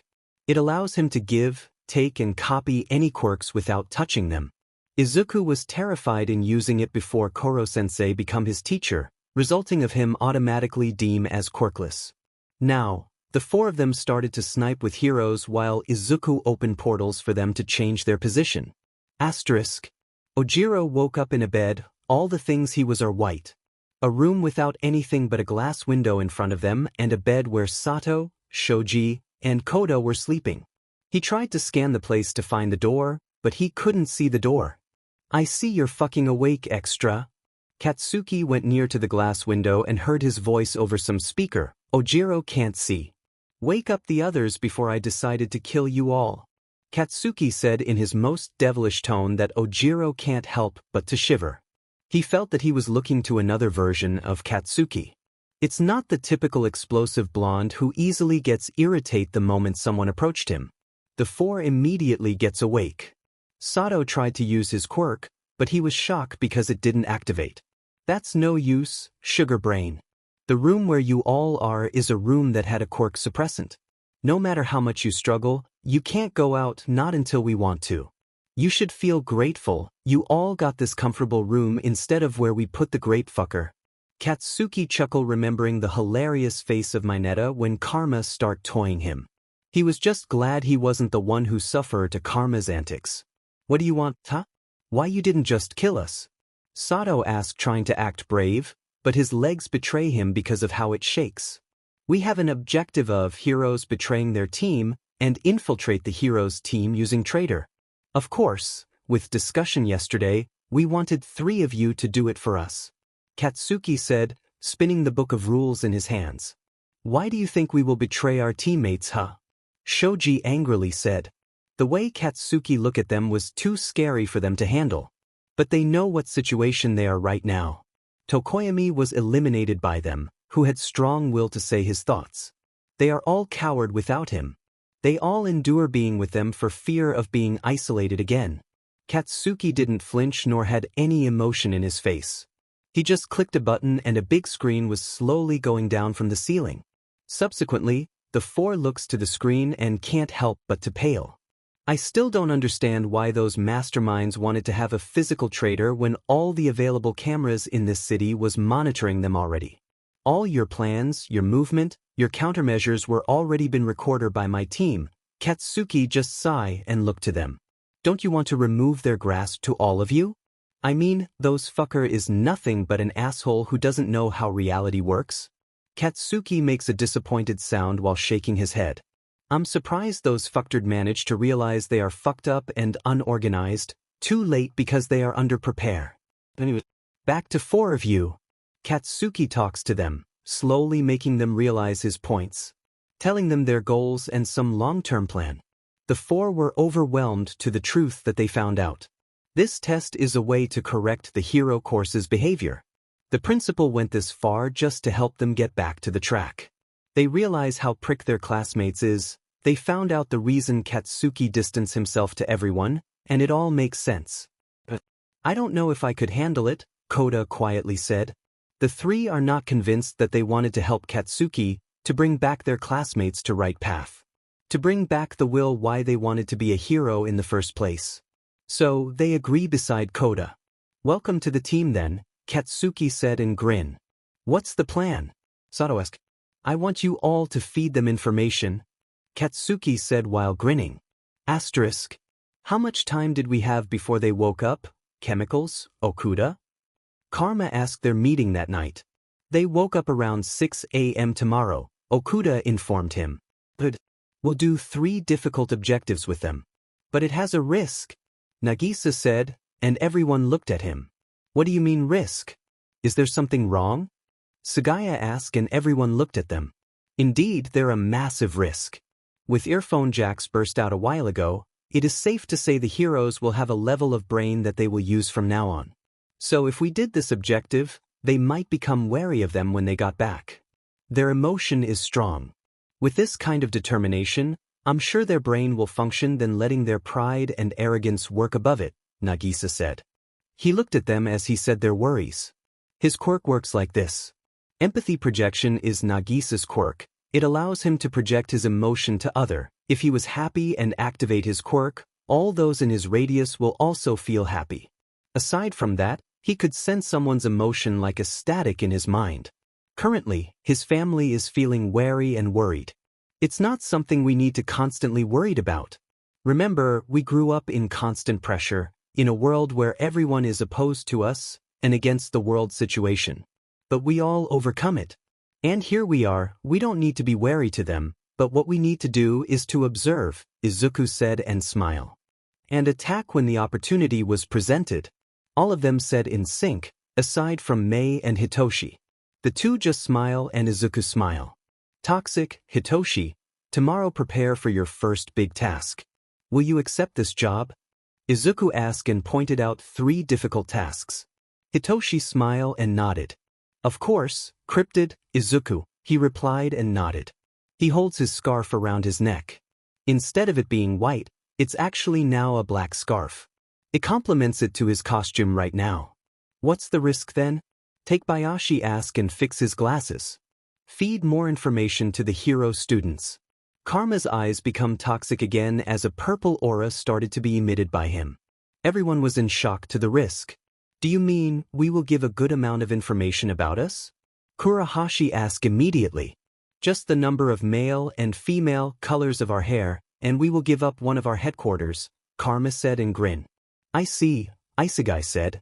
He could see the gain they will get the moment they give up it. It's like they will retreat to gain more advantages. Was that too much? I mean, that's a lot of information already. Hitoshi said worried. Not really, toxic, Hitoshi. We work with pressure, even if they knew all the information about us, we could still have plenty of advantages. I suggest adding some of our quirks too.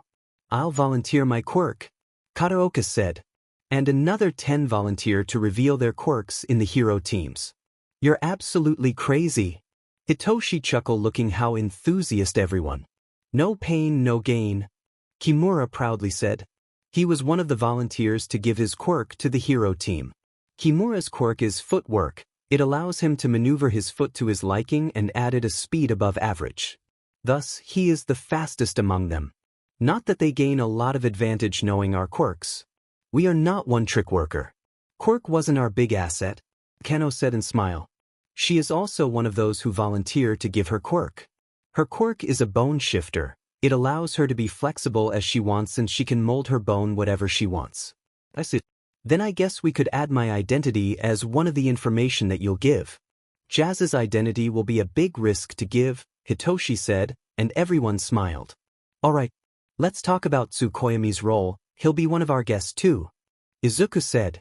Katsuki is just listening to them. When working with this 3 giant, you need to listen as they know what they are doing. Besides, he knows his leadership is just a cover for the villain team. Not that it matters. All he wanted was the result so he could tolerate the extra who doesn't know how to behave. Wasn't that against the rules? Keano asked. But Izuku shakes his head. No, since we could invite guests from outside, and since Tsukoyami is already eliminated it means he is already an outsider.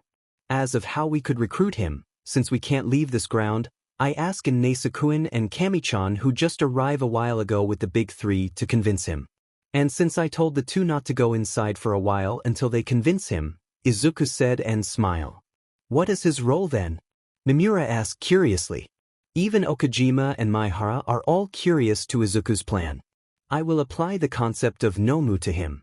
But instead of being mindless, I want him to be able to move freely. Izuku said and laughed. Translation please.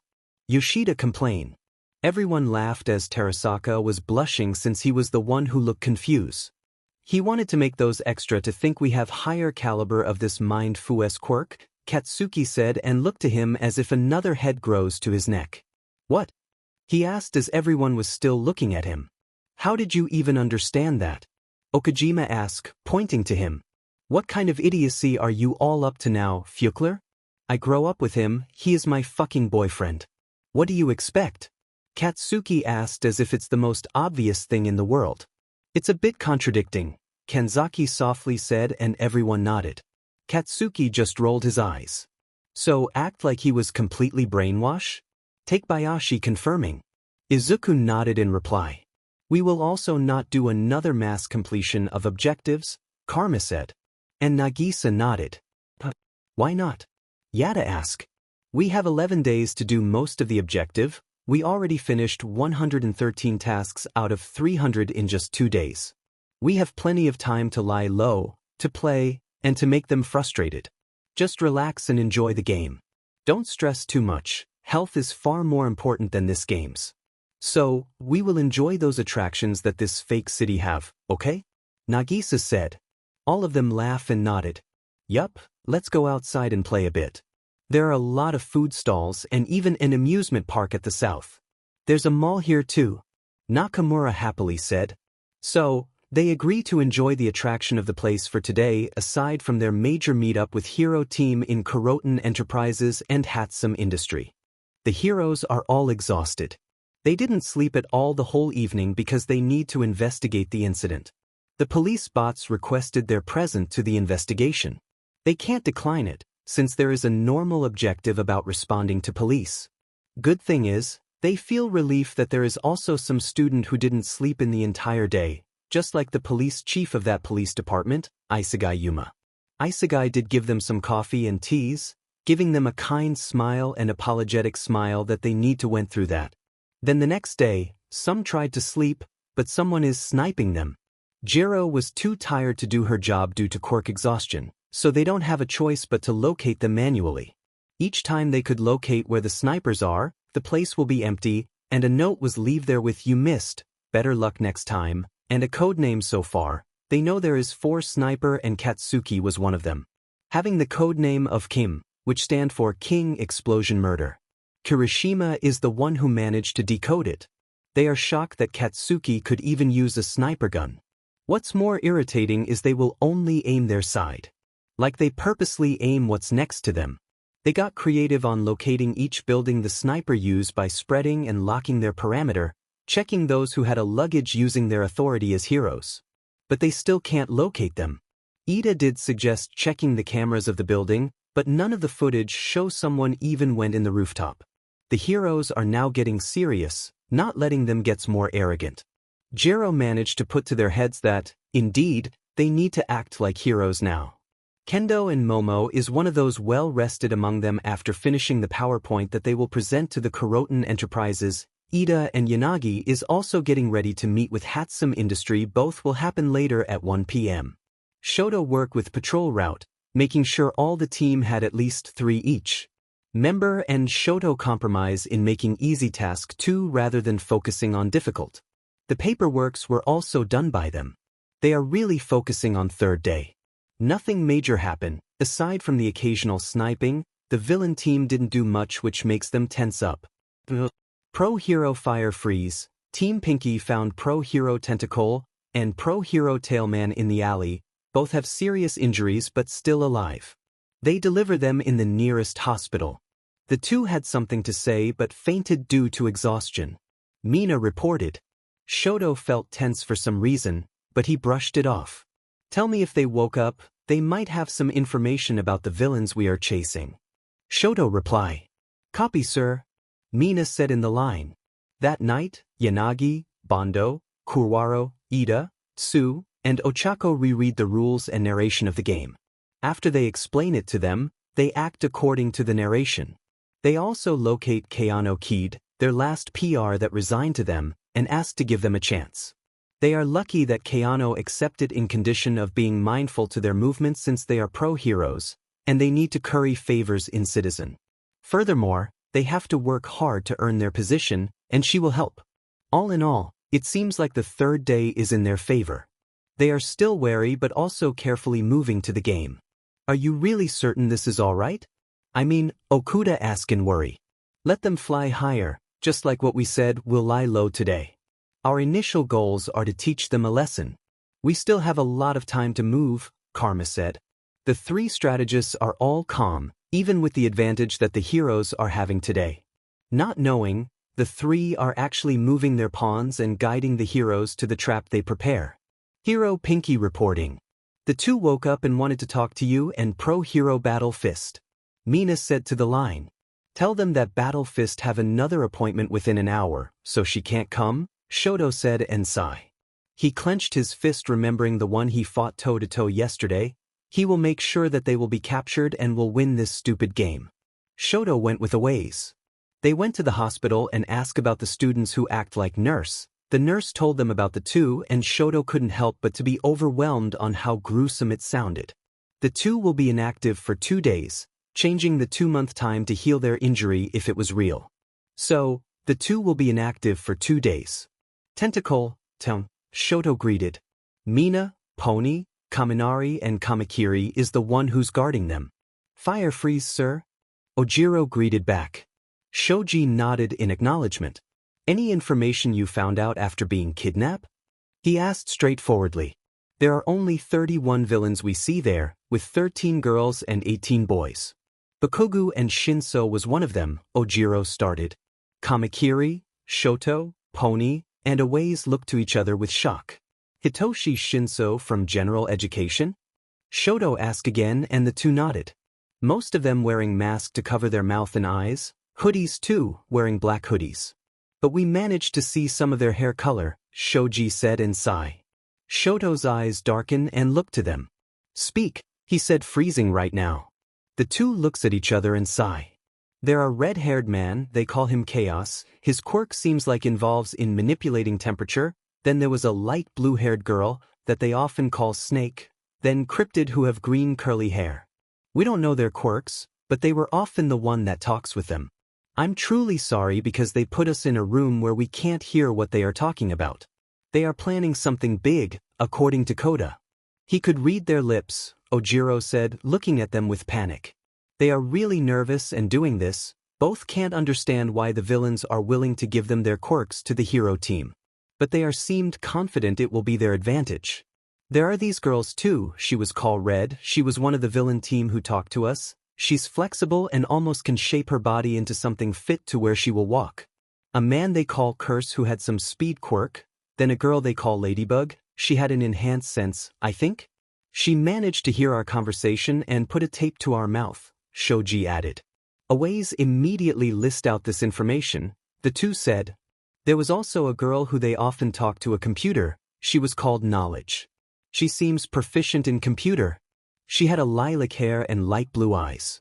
Not only that, but she had a short hair but had some part where it was long. We don't know more than that. I'm truly sorry, Ojiro said, clenching his fist to stop himself from saying much more. How did you manage to go out? How's the others? Awaze asked in worry. He was worried to his classmate too. We are separated with Pro-Hero Rule and Pro-Hero Minds. Pro-Hero Sugarman and Pro-Hero Anima are with us. Pro-Hero Sugarman managed to destroy the place where we got detained. Ojiro answered. Call the HQ, we will raid one of the villains' lair. Shoto immediately commanded, Pony nodded and called to the HQ to prepare a 4-man team to go. He will also personally go to this raid since he had a bad blood to this villain they called Chaos. Temperature manipulation. Such a weak quirk. The moment I found him, I'll force to his brain those the real master of hot and cold, Shoto said, clearly bearing a grudge to that villain. Karmalef. Hearing those monologues from his twin brother. He was grinning looking at him. He thought the hero team did use their brain now. Well, some of them did, but certainly not Shoto Todoroki. He can't deny that he is bearing some grudge to him too. He felt a bit bitter that Ray chooses Shoto over him. But looking at his former classmate, he will still decide his life over him. He would rather not see himself in this pathetic state. He wondered how Dabi will react to see Shoto like this. He imagines him laughing until he can't control himself anymore. Who are they going to send? Knowledge? Ritsu? Karmask. Ritsu appeared to his cell phone and smile. Reporting to Chaos, Karma.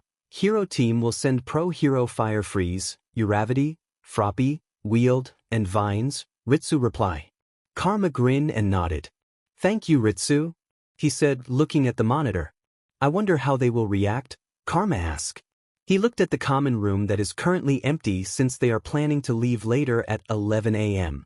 Hayami, Yoshida, Mei, and Itona told them that they will go where they are after the meeting with heroes. Let's relax a bit and enjoy the scenery, Karma said and went to his room to prepare too. The team of heroes went to the address that the two gave them. It was at the back of the biggest mall in the city. Pony sends 4 of her horns to observe since she could still feel what her horns could feel. She was shocked when her horns activate some traps inside and felt those that what her horns felt. She wasn't that hurt, so she rubs her horn and pout. There a trap inside, she said. Let me try, Ibarra said and let her vines roam around. Just like Pony's horn, her vines activate some traps. Some of her vines were even cut. She was struggling before the traps stop. Ibarra told them it's now safe and went inside. Shoto felt his anger rise when he realizes the villain team already moved out. They saw where in the prison they put the two. They also saw some of Minetta's adhesive sphere was also in the other cage. And it seems like this was the place where they'd killed Minetta. Tsu and Uraraka saw some cable in some rooms, and it seems like someone took a computer to that place. He screamed in frustration and burned the two buildings. After burning it, he activates his ice. The other class 3A was shocked to see Shoto using his fire side. He didn't use it before, just today, and it seems like he used his fire to burn what he really hates. They are fast to move. If only they woke up much earlier, Uraraka said. We can't do anything anymore but focus on our objectives. Some managed to finish about 37 easy tasks. And 15 normal tasks, Karo, Tsu said, and they all nodded. Look at the bright side, Fire Freeze. We have some information about villain team now. Thanks to Sugarman's sacrifice, Tailman and Tentacle managed to escape and provide us information. Our information gatherer also added with Tentacle's come back later, a ways compromise. Shoto breathed deeper and nodded. Continue making task and observe the surrounding. If you found out who had this kind of quirk here, informed me, Shoto commanded again. They all nodded and went for another patrol. Then Shoto decided to go back to the headquarters to take a rest a bit when his phone rang. What? He asked irritatingly. Well, you asked us to investigate where we could see the information to all the students who participate here, right? Rin asked in the next line. Yeah, so did you find out? He asked coldly. About that? The thing is, all this information was put in archive building. And most of those profiles were destroyed by the explosion in first day and your ice too. Shoto's temper increased again as he threw his phone. What the fuck? He shouted. Didn't expect that the building those villains explode is a building that he will need in near future. And that future is now.